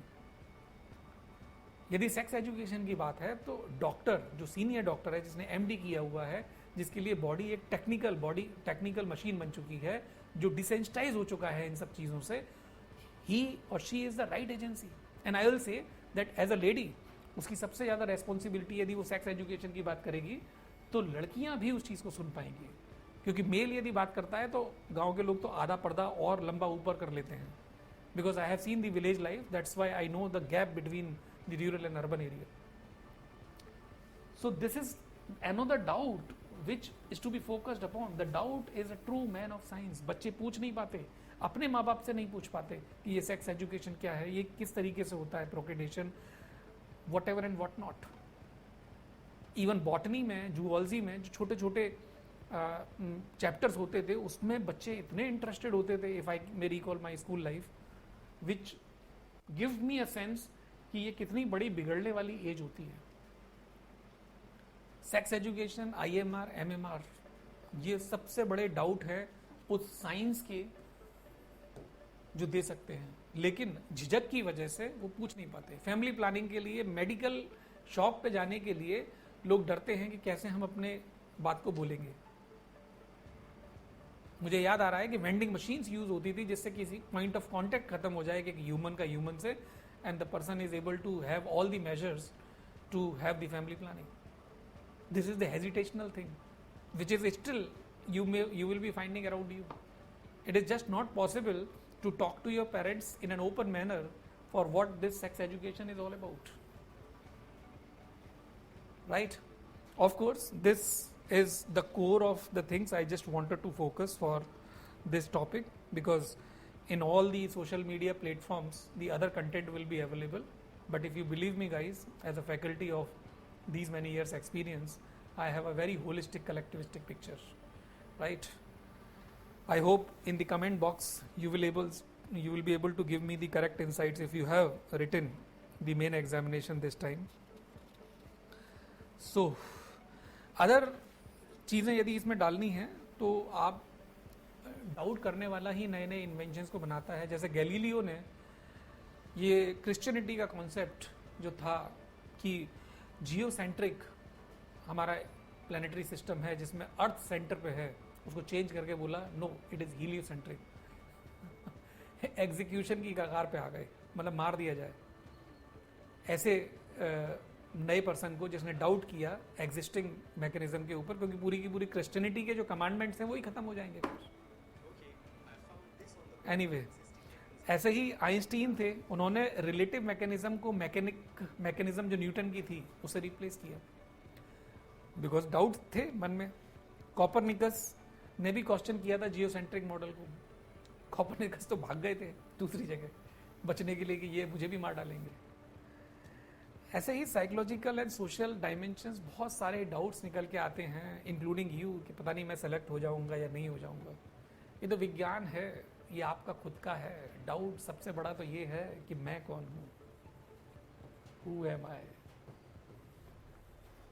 मैंने कहीं एक बात बहुत रिसेंट में ही कही थी कि उसने जहां में बहुत बड़ी बात कर ली जिसने खुद से अपनी मुलाकात कर ली, राइट? डाउट अपने ऊपर करो, आपको रियल पोटेंशियल, रियल मी पता लगेगा, एंड फिर अनफोल्ड हो गए आप, फिर कोई क्यूरियोसिटी नहीं बची, फिर तो आपको पता है आपको क्या करना है और क्या नहीं करना है। This is the real litmus test of life, okay? Now apart from this, if we look at the written things on board, Albert Einstein ने क्या बोला? A question that sometimes drive me hazy, that am I or the other crazy? A question that sometimes drive me hazy, एक question जो मुझे hazy कर देता है, मेरे माइंड को hazy कर देता है, वो ये है कि मैं खुद या दूसरे crazy हैं। सवाल तो ये है कि सावन के अंधे को हरा ही हरा दिखाई देता है। जो मैं खुद हूँ कोई दूसरों को देख पाऊंगा। यदि मैंने अपने आप की खुद की कॉन्कर कर लिया तो मैंने दूसरों को जीत लिया। यदि मैंने अपने आप को खुद को बदल लिया तो दुनिया को बदल दिया, right? This reflect the essence of doubt as a fundamental part of the scientific journey. Then Bertrand Russell ने क्या बोला है? The trouble with the world is that stupids are cocksure and the intelligents are full of doubts. ये एक बात बहुत बड़ी है दोस्तों। मुझे ऐसा लगता है कि मैं 3 PhD करने वाले एक लिविंग पर्सन को जानता हूँ। डॉक्टर अंबेडकर साहब जो थे उन्होंने भी 3 PhD की थी। तो वो मेरे से कहते हैं कि मैं अपने आप को पेन की नोक के बराबर समझता हूँ नॉलेज के मामले में। मतलब जो एक पॉइंट होता है, मतलब इसका क्या हुआ, मीन्स जो कुछ नहीं जानता वो ऐसा है कि थूता चना बाजेगा ना, अरे मैं तो ये कर दूंगा, मैं वो कर दूंगा। जो इतना भारी भरकम हो चुका है बरगद के पेड़ की तरह, झुक चुका है बिल्कुल, वो कहता है कि मेरे को बड़ा डाउट है कि मैं कर पाऊंगा नहीं कर पाऊंगा, हालांकि जब वो करना शुरू करता है तो बहुत ईजिली कर जाता है, राइट। जैसे भी आप लेबर क्लास से बात करोगे, आप उनको बोलो ताजमहल बनाना है, अच्छा वो बिना सुने बोल देंगे हाँ बन जाएगा, कल बन जाएगा। अरे भाई, जब उस टाइम पर ये ताजमहल बनने में इतना टाइम लगा और उन लोगों के हाथ काट दिए या अंगूठे काट दिए गए डेक्सचरिटी को अवे करने के लिए, तो आज की डेट में आप कौन हैं? So this is something which is very very important कि intelligents are having many doubts about them, because no knowledge no doubt, more knowledge more doubt. So this is something that you have to understand. Now doubt is the beginning of wisdom. Aristotle. जो बच्चा doubt पूछता है, teacher उसे बड़ा discourage करते हैं। कुछ पुराने लेजेंड्स, चाहे वो आइंस्टीन हो, राइट, उनको तो एजुकेशन सिस्टम से ही बाहर कर दिया, लेकिन फिर भी उन्होंने पढ़ा, क्योंकि डाउट, इंट्रोस्पेक्शन करना उनकी फितरत थी, हर चीज़ के ऊपर क्वेश्चन करना और वहीं से सीखना, और ये होना भी चाहिए, मुझे ऐसा लगता है। हालांकि थोड़ी पिटाई विटाई लगती है बच्चों की, लेकिन ठीक है, बॉडी भी मजबूत होती है बच्चों की, तो चल जाता है काम। लेकिन क्यूरियस होना लाइफ में बहुत ज़्यादा ज़रूरी है। The scientist is not a man of faith but a man of doubt. Carl Sagan. Doctor Kalam कहते हैं, यार मैं मेंटल पीस को लेके चलता हूँ, लेकिन मैं मिसाइल मैन ऑफ इंडिया की तरह हूँ। मैं इन दोनों के बीच में जो फ़र्क है उसी को करते करते अपनी ज़िंदगी बिता रहा हूँ कि मैं मिसाइल मैन हूँ या मैं मैन ऑफ पीस हूँ। यदि आपने उनकी बुक पढ़ी हो, विंग्स ऑफ फायर, तो यदि आप इस डिस्कोर्स को देखें तो ज़रूर फील कर पाएंगे। एनीवे, आगे है रॉबर्ट ओपेनहाइमर ने ये बोला दैट अमेरिकन थियोरेटिकल फिजिसिस्ट थे। During the Manhattan project, Oppenheimer was director of Los Alamos Lab and responsible for the research and design of an atomic bomb. He is often known as father of atomic bomb. अब इसका मतलब क्या हुआ? इसका मतलब तो ये हुआ कि जो एटॉमिक बॉम्ब बनाने वाला इंसान है, उसको एक डाउट है कि ये दुनिया की रक्षा करेगा या ये दुनिया को ख़त्म कर देगा, तो मैं इसको बनाऊं या ना बनाऊं। लिटिल बॉय, राइट, 1940s का वो हिरोशिमा और नागासाकी वाला एक्सपेरिमेंट एपिसोड याद करो दोस्तों। ये डाउट जो है वो एटॉमिक बॉम्ब रिसर्चर के बारे में ज़रूर आया होगा, लेकिन फिर भी बना। अर्थ फ्लैट है, यूएस के और दूसरे कंट्रीज़ के कई सारे लोग आज भी बिलीव करते हैं और ज़बरदस्ती अपने हाइपोथेसिस को बताने की भी कोशिश करते हैं, लेकिन गैलीलियो की वो बात, कोपरनिकस की वो बात, राइट, वो हमें याद रखनी है। एंड अर्थ जियोइड है, ये एक यूनिवर्सल ट्रूथ है आज की डेट का, लेकिन कुछ लोग मानते हैं, वो मानते हैं, लेकिन बिकॉज दे डोंट बिलीव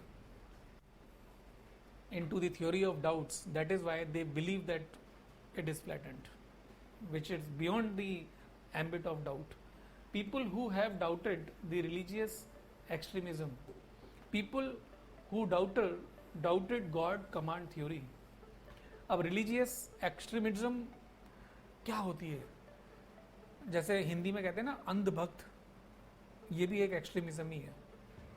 पंडित जी ने कुछ भी बोला, 9 दिन का फास्ट रखना है, 1 महीने का फास्ट रखना है, निर्जला व्रत रखना है, और मुझे बहुत दूर जाना है पैदल पैदल नंगे पैर, चाहे पैरों में छाले हो जाएं, राइट। ये होता है, लोग फॉलो करते हैं, आस्था का विषय है, मैं बिल्कुल इस चीज़ को रेस्पेक्ट करता हूँ, बट अंधभक्त बनने की ज़रूरत नहीं है। आज की डेट में देखो आप, काऊ विजिलेंटे चल रहा है, लोगों को, इनोसेंट लोगों को मार दिया। अरे भाई, आप गाय की रक्षा करने वाले हो, गाय हमारी माता है। बचपन में ही आपने गाय के शिशु को, बछड़े को उससे दूर कर दिया जिसके लिए वो दूध बनाए, और आप गाय का दूध जबरदस्ती पीते हो जो उसके बछड़े के लिए, और फिर आप ये बोलते हो कि गाय हमारी माता है। कितना बड़ा डाउट है आपके बारे में ये? भाई, गाय माता तो एक्चुअली सबसे पहले उसके बछड़े की है। आपकी मदर का मिल्क, राइट, बेच दिया जाए और वो आपको न मिले, कितनी बड़ी त्रासदी हो जाएगी, क्योंकि वो एक एलिमेंट्री एनिमल है। The quantity is more than the consumption can be there by the calf, right. और उस काफ को आप बुल बनाते हो जिससे आपको खेती करवानी है, और वो बहुत मजबूत भी होना चाहिए, जिसने अपनी माँ का दूध नहीं पिया है। और आप लड़ने को किसी से भी तैयार हो और बोलते हो आ जाओ, माँ का दूध पिया है तो लड़ लो। There is a doubt that what are you actually doing and what respecting stuff you are collecting in your mind. I hope that I am able to create a kind of controversy within your mind that I am just objecting and creating doubt about what all practices we are having for the religious extremism. Anyway, people who doubt, who doubt, who people who doubted God command theory. God command theory के बारे में मैंने आपको अभी Copernicus and Galileo की बात बताई. आज की डेट में इजराइल और पैलेस्टाइन के बीच में युद्ध चल रहा है. कमांडमेंट थ्योरी के अंदर में ये लिखा हुआ है कि आई फॉर एन आई. इतना स्ट्रिंजेंट है इजराइल अपने रिलीजियस थीसिस को लेके कि वो माफ़ नहीं करते हैं यदि उनके ऊपर अटैक हुआ है, और इसीलिए ये सब कुछ चल रहा है. उनके रिलीजियस एक्सट्रीम जो थॉट्स हैं वो बेसिकली क्लियर होने चाहिए, और ये डाउट ही है एक तरीके से जिसमें वो एकदम घुसे हुए हैं. So this is what I have already discussed, right? Now चारों के चारों जो सेक्शंस हैं वो मैं डिस्कस कर चुका हूँ, और मुझे ऐसा लगता है कि जो स्टफ़ अवेलेबल है दूसरे प्लेटफॉर्म से, इसमें ये वाला स्टफ़ आपको एक्स्ट्रा मिला होगा. इसका यदि आपको डिटेल्ड PDF चाहिए लिखा हुआ तो आप मुझे भेज सकते हैं. और तो और हमारे कुछ चैनल्स हैं, हमारे अपने टेलीग्राम चैनल्स हैं, वहाँ पर यदि आप अपना लिखा हुआ ऐसे भेजते हैं तो फ्री ऑफ कॉस्ट उसको इवेलुएट करवा दिया जाएगा. राइट, आगे चलने की कोशिश करते हैं. ये पहला है that social media is triggering fear of missing out, fear of missing out, which is called as FOMO in short, amongst the youth, precipitating depression and loneliness. FOMO की वजह से, जो सोशल मीडिया के थ्रू है, उसकी वजह से लोगों के अंदर डिप्रेशन और लोनलीनेस आ रहा है. एक्चुअल में इसका मीनिंग समझना बहुत ज़्यादा ज़रूरी है, क्योंकि सोशल मीडिया के एविल्स हैं उनकी बात नहीं हो रही है. फोमो का मतलब क्या होता है? फोमो का मतलब जैसे ये होता है कि आपके पास फ़ोन आया है, सर आपने इंक्वायरी की थी, आज स्टॉक लास्ट हो रहा है, ये लास्ट आइटम बचा है, आप इसे खरीद लीजिए. आप जैसे अमेजन पे जाए, फ्लिपकार्ट पे जाए, उसमें दिखाया जाता है इन स्टॉक 2 और 3. एयरलाइंस की यदि सीट बुक करनी हो 3 और 4 बची हुई हैं, राइट. और बस आज लास्ट डेट है, आज 10% डिस्काउंट है, ये ऑफ हो जाएगा, उसके बाद शायद मिलेगा या नहीं मिलेगा. ये आपके अंदर पीयर प्रेशर क्रिएट किया जा रहा है, राइट. पीयर प्रेशर क्रिएट किया जा रहा है कि आपको ये खरीदना है. This is what FOMO is. Another form of the thing is that आप पढ़ाई कर रहे हैं, आपके दोस्त का आपके पास फ़ोन आया, कहते हैं मूवी देखने जा रहे हैं, कौन सी? स्त्री 2, राइट. अब आप पढ़ाई कर रहे हो, पढ़ाई करते में आपको दिमाग में आ गया कि यार दोस्त जा रहा है. नाउ आपका फोकस बहुत अच्छा हो जाएगा, क्योंकि यार ह्यूमन बीइंग है हम लोग, कोई कंप्यूटर तो है नहीं. फोकस तो खराब हो गई हो, राइट. क्योंकि दोस्त देखने जा रहा है, कोई और देखने जा रहा हो तो बात अलग है, और उसने इन्फॉर्मेशन दे दी. उसी तरीके से जैसे वो 3 इडियट मूवी में वो डॉबनियर वगैरह की जो मैगजीन है ना, वो दरवाजे के नीचे से खिसका रहा था उसी रात को. इसका मतलब ये है कि आप टॉप करते हैं इसलिए नहीं कि आपके अंदर टैलेंट है, इसलिए भी आप टॉपर बन जाते हैं क्योंकि आपने दूसरे लोगों को दूसरे इनडायरेक्ट तरीके से उनका फोकस डिस्ट्रैक्ट करवा के डाउन कर दिया, राइट. सो डिप्लोमेटिक तरीका भी जीतने का होता है कि दूसरे को वीक कर दो तो आप अपने आप से ही ऊपर स्ट्रांग बन जाते हो, which is actually not the fair way of playing the things. Now, this focus is lost and you are not able to study. This is one thing. You were able to purchase the things that you were not requiring only because of the fact that the marketing agency was able to cast some impression on your mind. This is what FOMO is. पुराने ज़माने में चिट्ठी आती थी, और वो चिट्ठी जो होती थी वो किस चीज़ के लिए होती थी कि हम लोग डाकिए का इंतज़ार करेंगे और हमारे पास कोई खबर आएगी. जब हमारे पास कोई खबर आती है तो चिट्ठी आई है, संदेशे आते हैं बॉर्डर से, उसका इंतज़ार रहता था.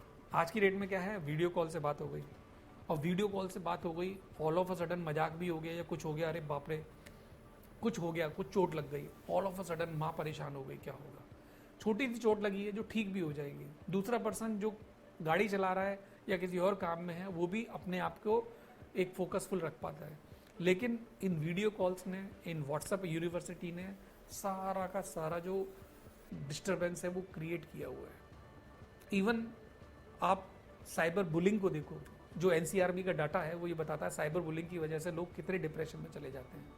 उनकी मूवीज बन चुकी हैं, उनको पता ही नहीं है। देन इमोशनल एंगल की मैं बात करूंगा साइकोलॉजिकली, दैट आज की डेट में जो यूथ हैं स्पेशली, अभी कुछ दिन पहले ये खबर आ रही थी कि ऑल इंडिया रैंक 1 जो नीट का था, जो डॉक्टर था, उसने सुसाइड कर लिया।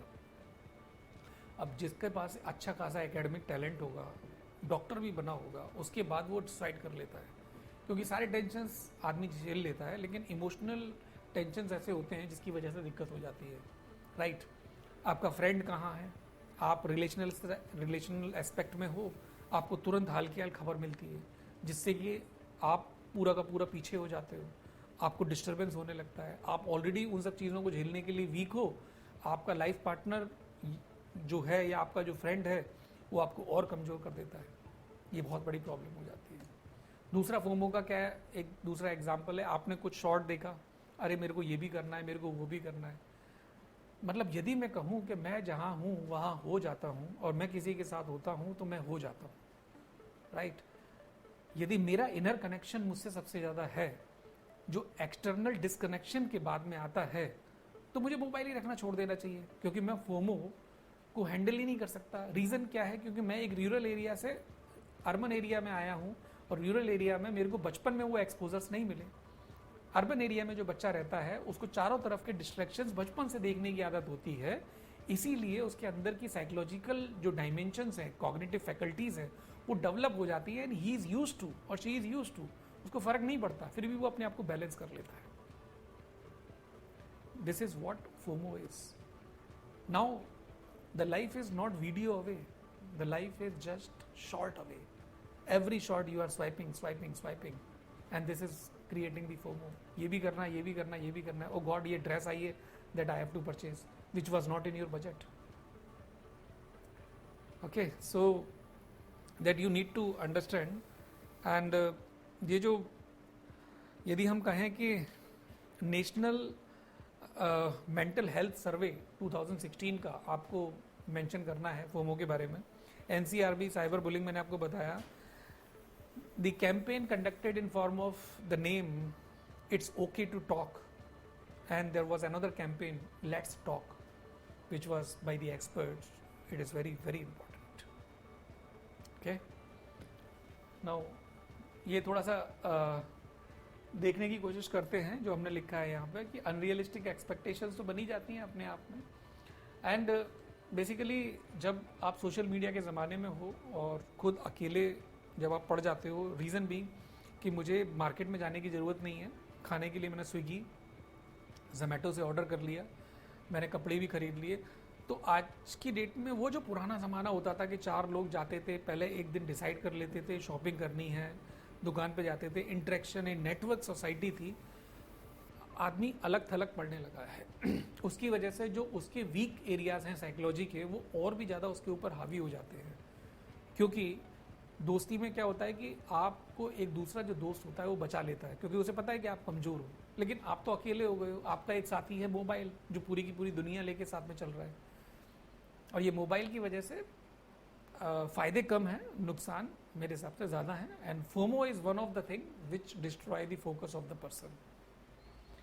Right, now the illusion of the connection, we all are so connected yet we are so alone. Right, you know, quantified यदि हमने अपने आप को कर दिया है through the WhatsApp groups that we have in our mobile, the Facebook, the fan following is there, 5000 friends are there, and which has left us alone. गाँव के जो लोग थे पुराने, वो आपसे बात नहीं कर पाते, क्योंकि आप बहुत दूर निकल चुके हो, इतने ऊंचे उठ चुके हो, इतने ऊंचे उठ चुके हो कि बस नीचे वालों को भी या खुद को भी नहीं दिखाई दे रहे हो। तो यू नो, वो पुराने ज़माने में कहावत थी, वो कहते हैं ऊंचा हुआ तो क्या हुआ, जैसे पेड़ खजूर। उसी तरीके से आप इतने डिस्टेंटली ऊंचे हो चुके हो कि जो बॉटम है आपका, जहाँ पे आपको लो लाइंग होना चाहिए, उससे आप डिस्कनेक्टेड हो चुके हो। एंड जो अपने रूट से डिस्कनेक्टेड है, तो फिर आगे जाके कहाँ ही कनेक्शन बैठ पाएगा उसका। Now the pressure is to be always available The expectation to be constantly engaged online can lead to burnout, leaving individuals feeling overwhelmed and disconnected. Of course mobile से स्वाइप करना चीज़ें और नेटवर्क देख पाना वगैरह वगैरह जो भी चीज़ें हैं ये बहुत इजी होती हैं। एंड आज की डेट में अब आप देखो कि जुकरबर्ग हैं, उनको यूएस की पार्लियामेंट ने बैठाला बुलाया और उसने सॉरी बोला कि साइबर बुलिंग जिसको हम बोलते हैं कि न्यूड पिक्चर्स बच्चों की बन गई और उनकी लाइफ ख़राब हो गई उसके चक्कर में। तो उन्होंने उसने सोशल मीडिया के पिटफॉल्स को basically you may say that बहुत सॉरी फिगर किया फील। यदि यूथ होते हैं बिल्कुल जुवेनाइल जो होते हैं 9 ईयर्स से लेके 15 ईयर्स तक, वो अपने दूसरे फ्रेंड को देख रहे होते हैं कि अरे वो तंबाकू पी रहा है, सिगरेट पी रहा है, स्मैक पी रहा है, चरस गांजा, मतलब सिगरेट के पी नहीं रहा है, वो छल्ले बना रहा है उसके, ये विच इज़ अ टैलेंट। वो भी वो कोशिश करता है कि मेरे दोस्त जा रहे हैं मैं भी जाऊँगा। This is FOMO only. नहीं कर पाओगे तो डिप्रेशन आएगा, right, which is very very bad, which is integrated part of schooling, child education, right, very very important। FOMO आपकी लाइफ का हिस्सा ज़रूर है लेकिन 90% आपको डेंट करने वाला है, फ़ायदा 10% ही देगा, क्योंकि इसका हमें एक पॉजिटिव डायमेंशन भी देखना पड़ेगा। The more we connect the more we disconnect. Actually it is very important. Quality and quantity approach दोनों अलग अलग तरीके से चल रही होती है। क्वांटिफाई यदि आपने अपनी लाइफ को करना है तो फिर क्वालिटी को आप बिल्कुल भूल सकते हो। यदि एक चीज़ पाने के लिए, कहते हैं ना, एक चीज़ को संतुष्ट करने के लिए 99 चीज़ों को आपको डिससेटिस्फाई करना ही होता है, which is very very true. This is what focus is all about. The illusion of connection on social media is a mirage. The illusion of connection is a social media is a mirage. मुझे अपने दोस्त की कहानी याद आ जाती है। आज की डेट में इतने सारे रैकेट चल रहे हैं कि एक एजेंसी ने बहुत ब्यूटीफुल फीमेल को हायर किया। उसने 1 महीने अपने क्लाइंट से बात की, जो कि उसे समझ में आ गया ये पढ़ा लिखा नहीं है और ये इजीली ग्रैपेबल हो जाएगा। उसने इमोशनल कनेक्शन बनाया, दोस्ती हो गई वगैरह वगैरह। वो कहती है मैं आपके कंट्री में आ रही हूँ, फिर आने के बाद में बोलती है मैं एयरपोर्ट पे फंस गई हूँ और वो लोग इतने पैसे मांग रहे हैं, राइट। और वो जो बेचारा इमोशंस में आ चुका है, अंधभक्त हो चुका है उस दूसरे पर्सन के बारे में जिसके बारे में पता ही नहीं है कुछ, तो वो अपने कहीं से भी पैसे अरेंज करता है या कुछ भी और जाके उस जाल में फंस जाता है, right. This is another endured FOMO example, right. Illusion of connection on social media is actually a disconnection from the roots that you have to understand. The comparison is the thief of joy, right? Theodore Roosevelt ने ये बात बोली है, comparison is the thief of joy। यदि बहुत सारे चीज़ें available हैं, कंपैरेटिव इंडेक्स आपके दिमाग में मिलेगा, तो जो आपका जॉय है ना वही ख़त्म हो जाएगा। इसलिए मुझे याद आ रहा है, आई थिंक मार्क जुकरबर्ग ही है, वो शायद 12-13 टी शर्ट खरीद लाए हैं, जो I think light grey colour की है। सारी टी शर्ट से एक ही डिज़ाइन की है शायद, यानी कि डेली उस बंदे को धुली हुई एक टी शर्ट पहननी है जिसके अंदर में सेम कलर है, no choice. It means you have at least eliminated one mental consumption stuff कि भाई कपड़ा कौन सा पहनना है, आज ये वाले कलर की पहननी है, आज ये मैच पहनना है, सब खत्म। मैं तो एक ही तरीके का हूँ। जब मेरा चेहरा चेंज नहीं होता तो मेरे कपड़े क्यों चेंज हो रहे हैं? धुले हुए होने चाहिए, तो एक ही कलर के भी हो सकते हैं। सो कंपैरिजन है ही नहीं, तो फिर जॉय जो है वो लाइफ में ज़्यादा होगा, क्योंकि मेरे को तो एक ही कलर के कपड़े पहनने हैं, राइट। यदि अलग अलग होता तो शायद कुछ कंपैरिजन होता। Everything is mobile away, that is why the concept of society is diluting and individualism is rising. You know, collectivistic versus individualistic picture. The joint family is now the nuclear family, and in nuclear family there is a live-in relationship, even husband wife are living alone, and जो बच्चा है वो भी कहीं boarding school में पढ़ता है, and we all are individual, right? आज की डेट में जब ह्यूमनॉइड और बढ़ने जा रहे हैं, तो मुझे लगता है कि शादियाँ भी ह्यूमनॉइड में धीरे धीरे करके होना शुरू हो जाएंगी। Totally individual we are, life is controlled, which is actually pitfalls of social media and related to FOMO. I think आप इस चीज़ को समझ पाए होंगे। Now next topic की तरफ हम लोग बढ़ते हैं। Nearly all men can stand adversity, but to test the character give him power। ये अब्राहम लिंकन का स्टेटमेंट है। GS पेपर 4 में ये स्टेटमेंट ऑलरेडी आ चुका है। एंड मैं इसे वहाँ तो बहुत अलग तरीके से बताता हूँ, बट यहाँ पर जितने भी ह्यूमन बीइंग हैं, चाणक्य के हिसाब से सारे के सारे के अंदर राम भी है और रावण भी है। क्योंकि उनके अंदर रावण है इसलिए उन्हें कंट्रोल करना पड़ेगा। ब्यूरोक्रेटिक लाइफ में भी हम एक जगह उनको रख सकते हैं, लेकिन एक जगह नहीं रखते। पोस्टिंग करते हैं हर 2 साल में, जिससे वो अपने वहाँ के लोकल नेटवर्क को स्ट्रांग ना कर ले, कनेक्शन उसकी लाइफ में इतने ज़्यादा ना बन जाए कि वो अपने सिस्टम को अपने हिसाब से चलाए, ना कि सिस्टम उन्हें अपने हिसाब से चला रहा है।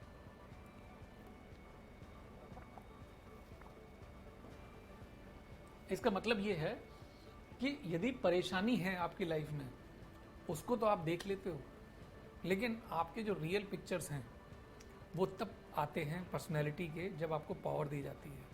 पावर मिली थी हिटलर को, वो कहता है मैं भी एम्परर बनूंगा। उसने क्या किया? जेनोसाइड क्रिएट कर दी, right, which is not good. Indira Gandhi ji उस टाइम की the then lady prime minister, emergency लगा दी।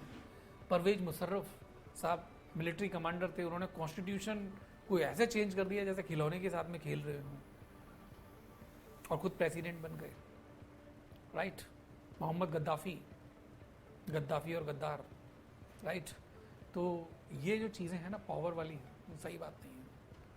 एक साइंटिस्ट जिसके पास मिसाइल बनाने का फॉर्मूला है, राइट, उसके पास पावर है मिसाइल बनाने की, मेंटल पावर है, एम्परर बन चुका है वो माइंड का।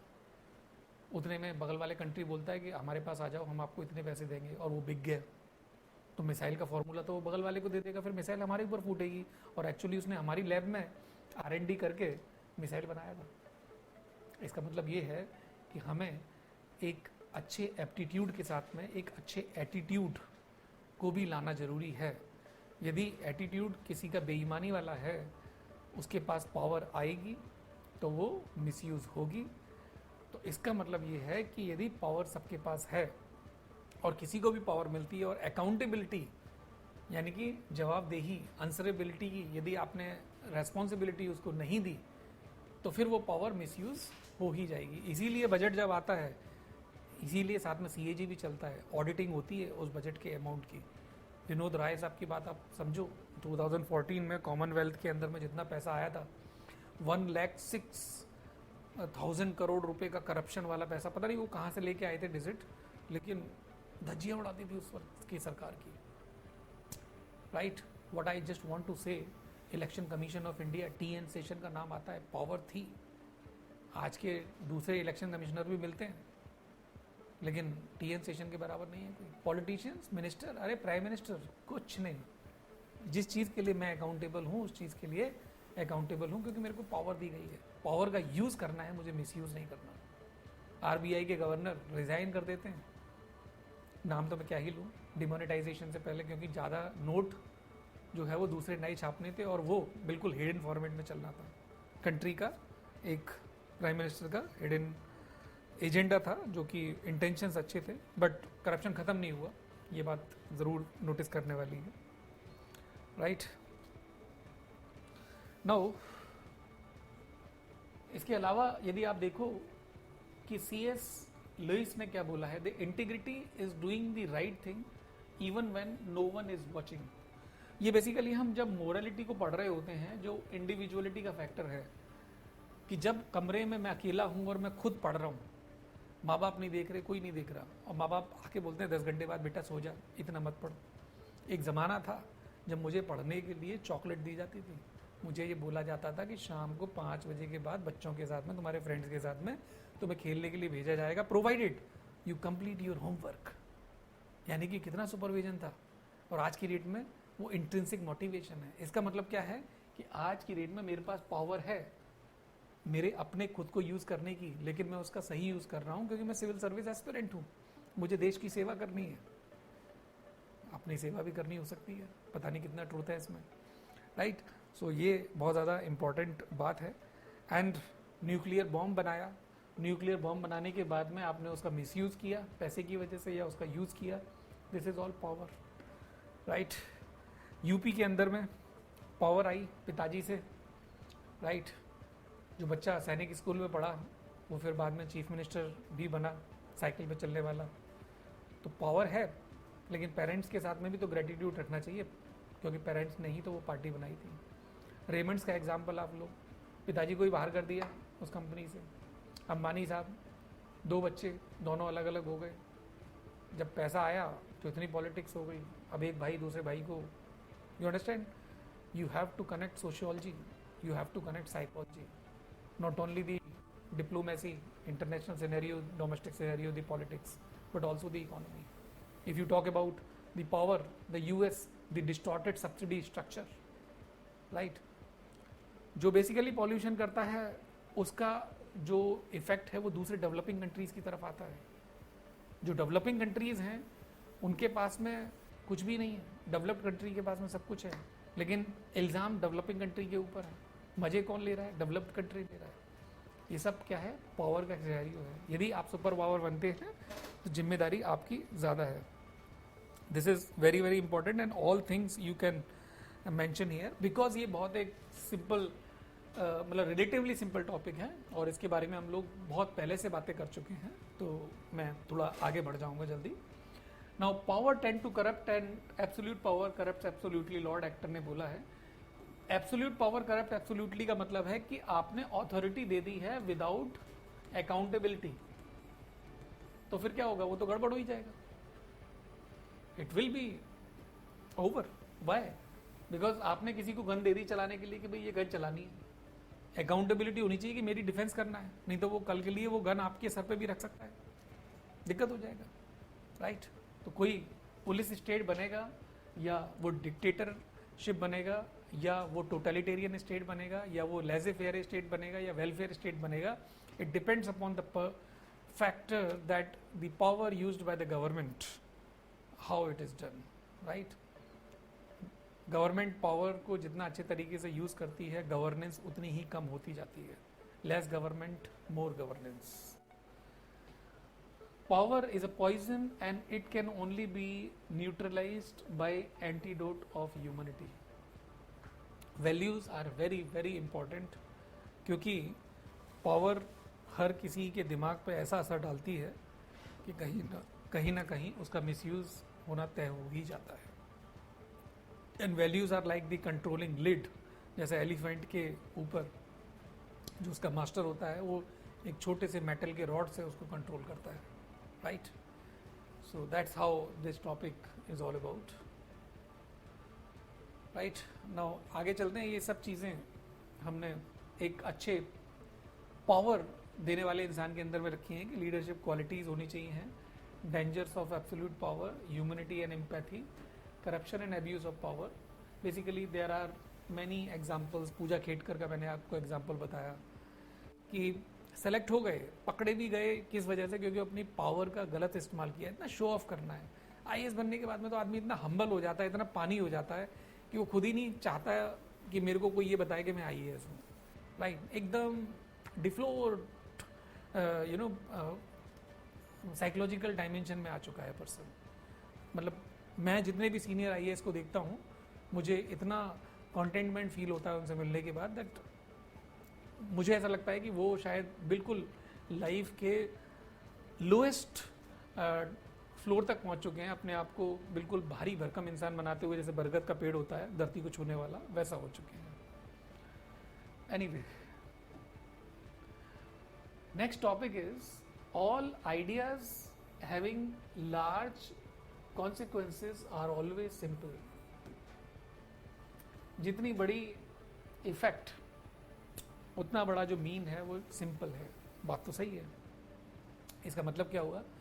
इसका मतलब ये हुआ कि all ideas who are having big effects, product बड़ा बन रहा है, बट जो प्रोसेस है, राइट, जो बेसिकली जो भी मेथड है वो बहुत सिंपल है। यदि मेथड कॉम्प्लेक्स होगा तो फिर दिक्कत होना ही हो जाएगी। वो न्यूमेरिकल ही सॉल्व नहीं होगा, न्यूमेरिकल कॉन्सेप्ट आप नहीं समझ पाओगे, वो टीचर ही नहीं समझा पाएगा यदि उसने बहुत सिंपल तरीके से बहुत कठिन डिफ़िकल्ट न्यूमेरिकल को सॉल्व करा दिया। इस बात का मतलब क्या हुआ? थोड़ा सा आप समझने की कोशिश करो कॉज इफेक्ट रिलेशनशिप के रूप में। यदि इसको देखें कि सेब गिर गया और ग्रेविटी का जो रूल है वो निकल के आ गया, मैं तो ये सोच रहा था कि अब बचपन में देखते कि सेब गिर गया तो दो लोग सो रहे होते तो दोनों के बीच में लड़ाई हो जाती, मैं खाऊंगा या मैं खाऊंगा, राइट। पता चलता कि वो सेब को बंदर उठा के ले गया, दो लोगों की लड़ाई में फिर तीसरा ही लोग खीर खाते हैं। लेकिन किसी एक इंसान ने देखा कि ऊपर से कोई चीज़ नीचे गिरी, ना वो लेफ्ट गई ना राइट गई, ग्रे मैटर तो होगा उसके अंदर, राइट। ऐसे ही चाय की केटल का ढक्कन उछल रहा था, वो क्यों उछल रहा है? उसके ऊपर पत्थर रख दिया, फिर और पत्थर रख दिया। अब सोचिए कनेक्शन कितना तगड़ा होगा उसके दिमाग में। एक यूरे का एक्सपीरियंस आया और स्टीम इंजन की शुरुआत हो गई कि स्टीम में कितनी ताकत होती है, यू नो, कॉन्सिक्वेंस कितना लार्ज है, एंड वो कितनी छोटी छोटी सिंपल चीज़ों से निकल के आ रहा है। ऐसे ही दो पत्थर टकराए और उनमें चिंगारी हुई। मैं आपको पुराने ज़माने लाखों साल पहले की बात बता रहा हूँ। फिर उसने दोबारा पत्थर को टकराया, फिर चिंगारी निकली और आग की खोज हो गई।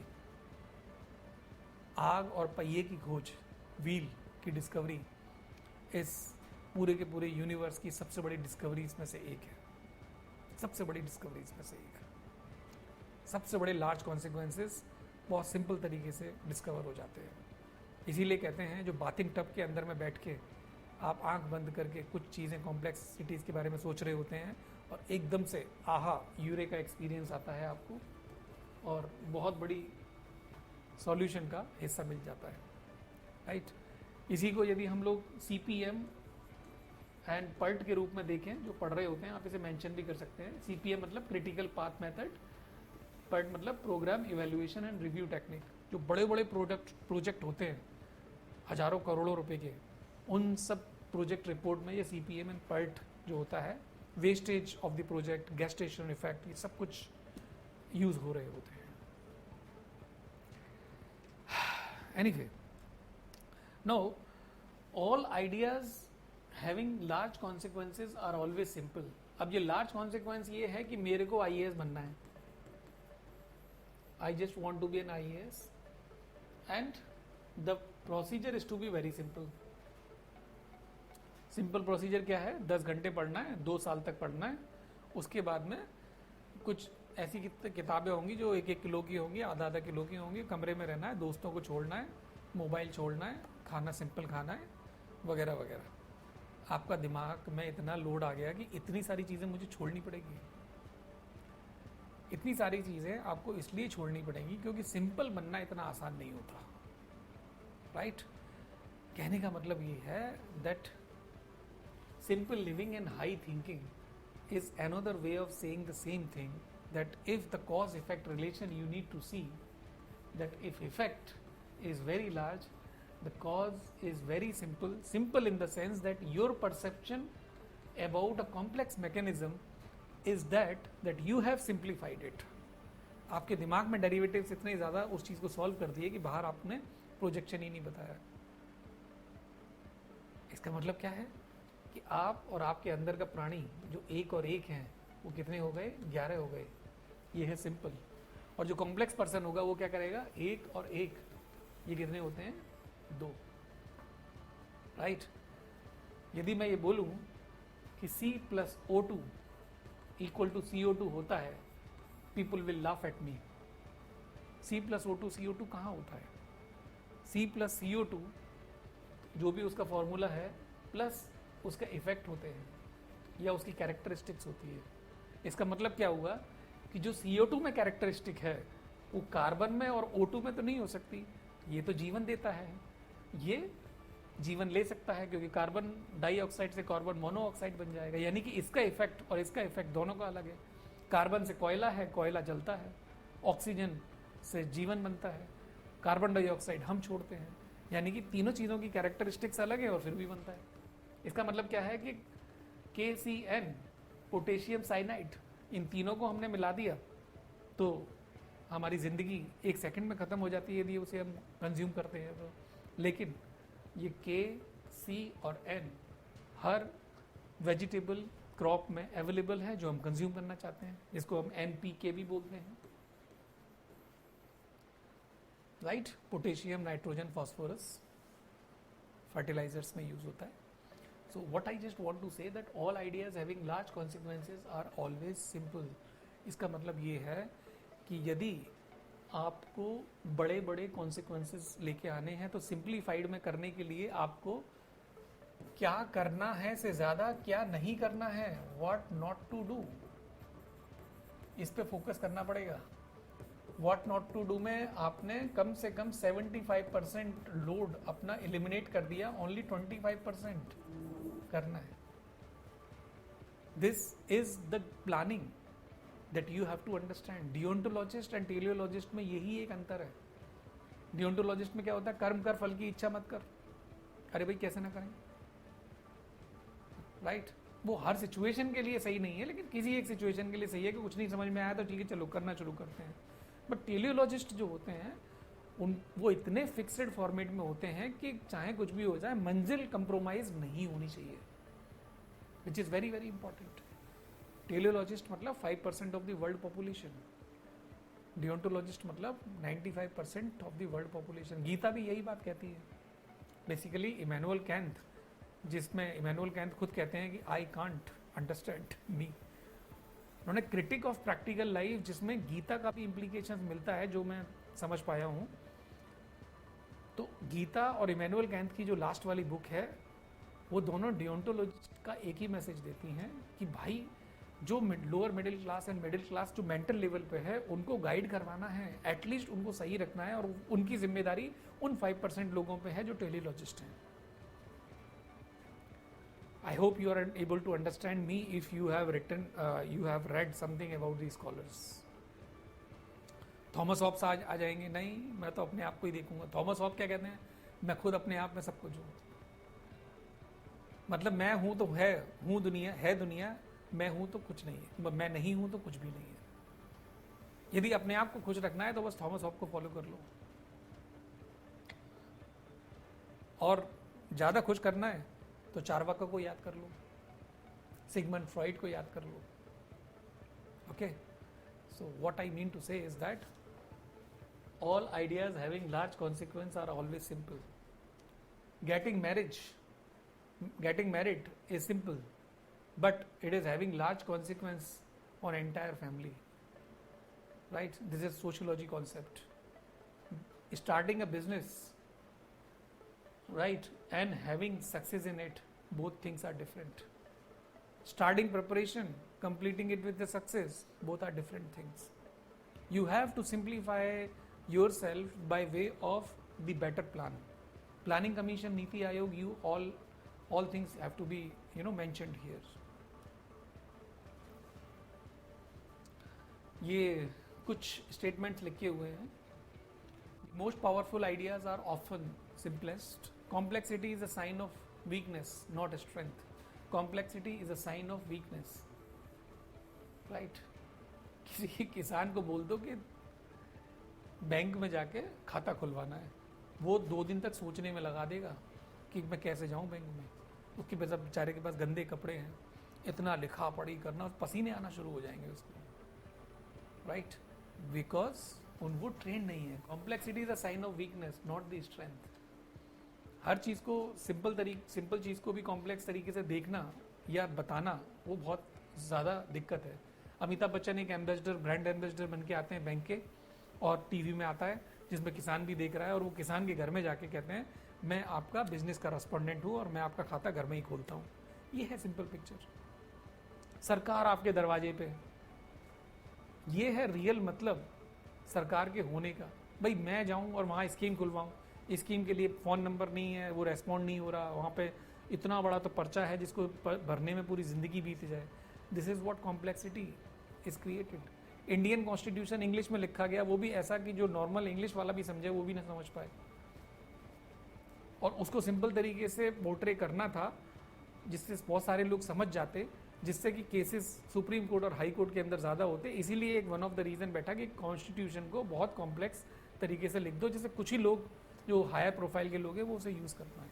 I am just telling you, जो दिखता है वो होता नहीं है, जो है वो आपको ऐसे के थ्रू समझाने की कोशिश करनी है। नाउ एल्बर्ट आइंस्टीन ने बोला everything should be made as simple as possible but not simpler.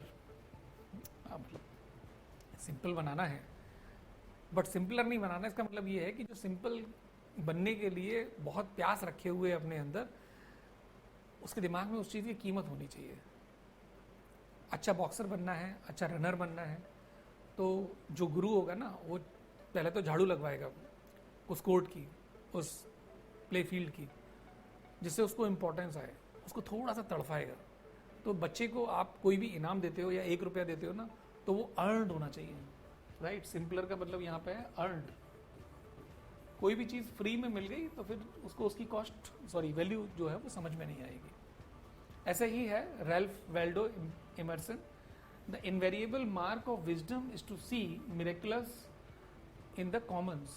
I repeat, the invariable mark of wisdom is to see the miraculous things in the commons. जो common है, जो common लोग हैं, जो मास है, जो बेसिकली भीड़ है इकट्ठी हुई है, उसमें से आपको जादू करने वाली जो चीज़ें हैं वो दिख जाएं। यही होता है, हैंड पिक्ड पीपल होते हैं पॉलिटिक्स के अंदर। मोदी जी भी कभी प्रचारक थे और कितने सारे लोगों में वो सेलेक्ट हुए, उसके बाद चीफ मिनिस्टर बने, और एक छोटे से स्टेट के चीफ मिनिस्टर बनने के बाद में ये इमेजिनेशन नहीं थी कि ये पूरे कंट्री का प्राइम मिनिस्टर कैसे होगा। यूपी बिहार का चीफ मिनिस्टर होना और गोवा का चीफ मिनिस्टर गुजरात का चीफ मिनिस्टर होने में अंतर है। Now simplicity is the hallmark of genius, Antoine de Saint Exupery. इसको पढ़ने में तो मुझे लगता है पूरा का पूरा ऐसे का पेपर ही खत्म हो जाएगा, इतना कॉम्प्लेक्स नाम है। Anyway, these are the sentences जो आगे आपके ऐसे में आ सकते हैं। I hope you have understood that all ideas having large consequences are always simple, right. So simplicity is something which is not easy to be inculcated in life. Now the next topic is the cost of being wrong is less than the cost of doing nothing. इसका मतलब क्या हुआ कि सागर के किनारे बैठे हुए हैं कि पता नहीं कब सागर में डूबेंगे, अंदर जाएंगे और फिर अंदर से सीप का मोती जो है वो निकाल के लाएंगे। पता नहीं क्या हो जाए, डूब ही जाए, वापस ही ना आ पाए। जाना तो पड़ेगा यार, कभी ना कभी डिओन्टोलॉजिस्ट तो बनना पड़ता है, कर्म तो करना पड़ता है, राइट। पता नहीं फेल हो गए, पास हो गए, क्या होगा। ये जो चीज़ें हैं ना वो बहुत ज़्यादा इम्पॉर्टेंट है।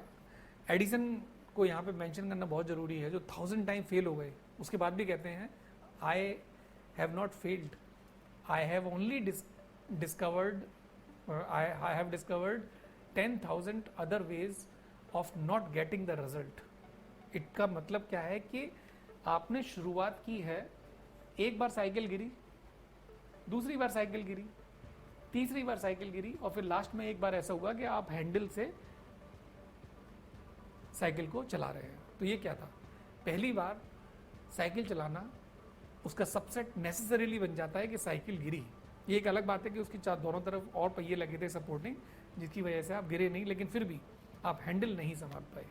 लेकिन आपने कॉन्स्टेंटली प्रैक्टिस की, practice makes the man perfect. और आज की डेट में आप साइकिल का हैंडल छोड़कर साइकिल चलाते हैं, उसके ऊपर खड़े होकर साइकिल चलाते हैं। तो ये क्या है, ये एक कुमुलेटिव कर्व है। इसका मतलब failures are the stepping stones and failures happens only when you try. इसका मतलब ये है the cost of being wrong is less than the cost of doing nothing. आप कुछ नहीं करते हो मतलब क्या, आप कहीं भी आगे नहीं बढ़ पाओगे, राइट।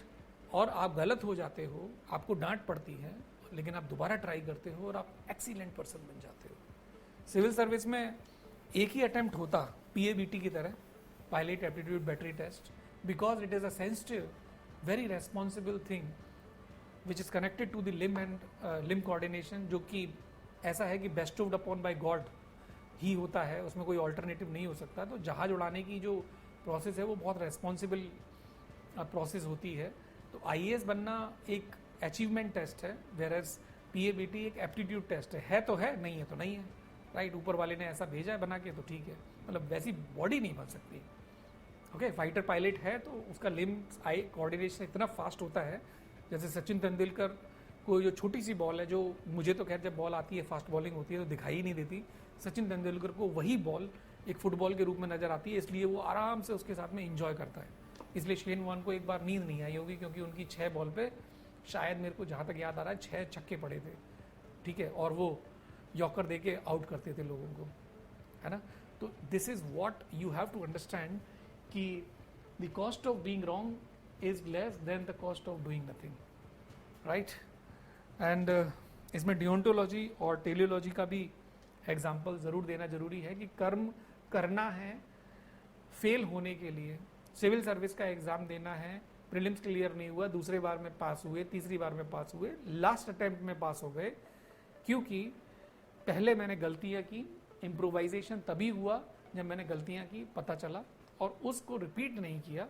और this is what is actually there कि आप गलती करो, नो डाउट ह्यूमन बीइंग का है डोमेन, गॉड होते तो शायद होता कि गलती नहीं होती, लेकिन उस गलती को रिपीट नहीं करो, ये बहुत ज़्यादा इंपॉर्टेंट है।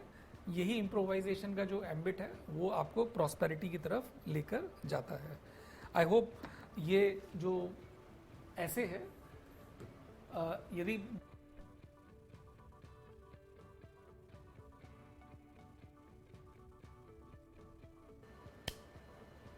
I hope actually the audio was not there in it. So I repeat, the cost of being wrong is less than the cost of doing nothing, right?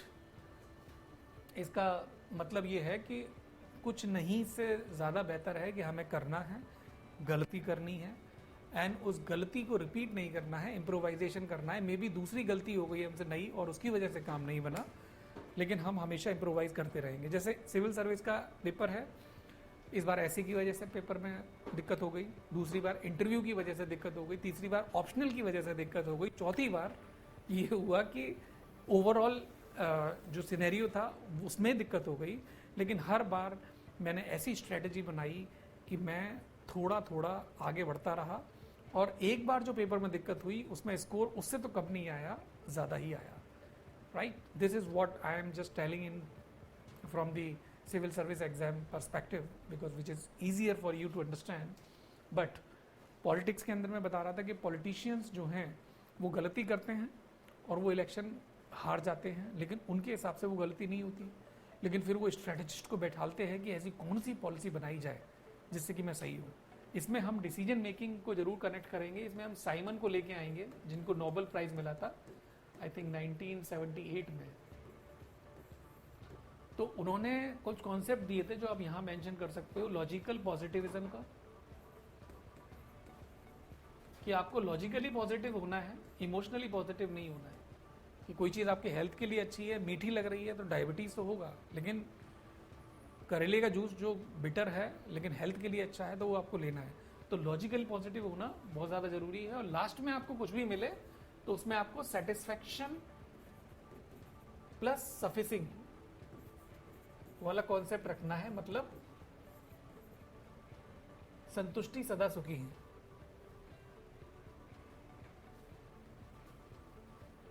सफिसिंग मतलब एडिक्वेट। उन्होंने एक कॉन्सेप्ट दिया था सेटिस्फाइसिंग का।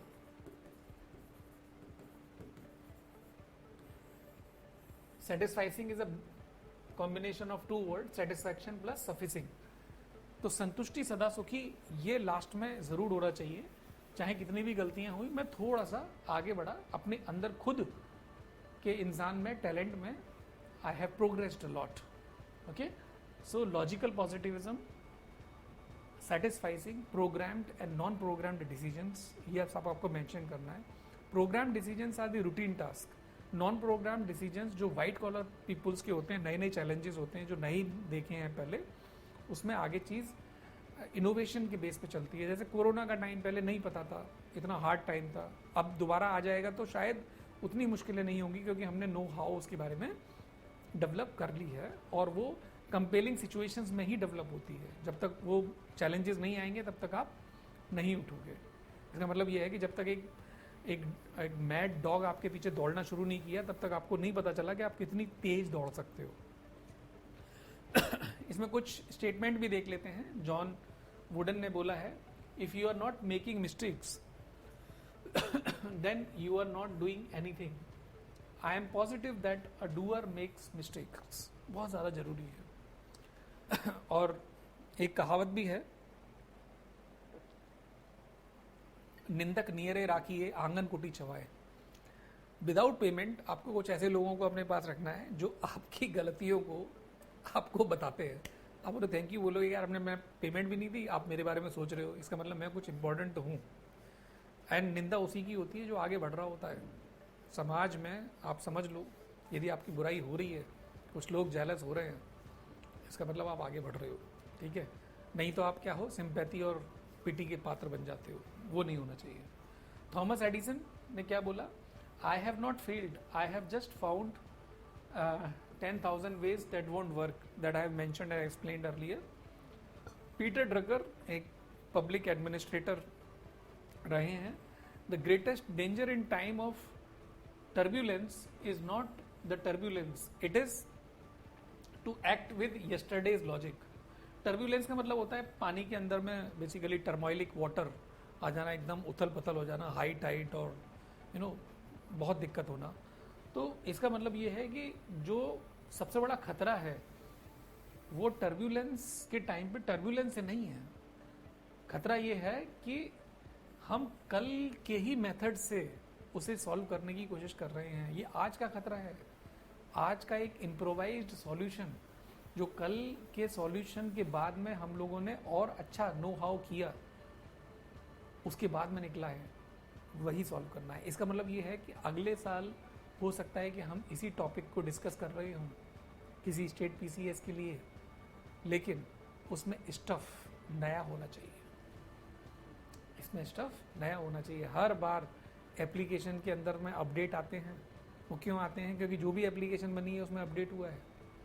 आपकी date आप देखो, पहले एक ऑर्कुट आता था जो सोशल मीडिया का प्लेटफॉर्म था, ऑर्कुट, लोग ऑर्कुटिंग कर रहे होते थे, वो बंद हो गया ऑर्कुट।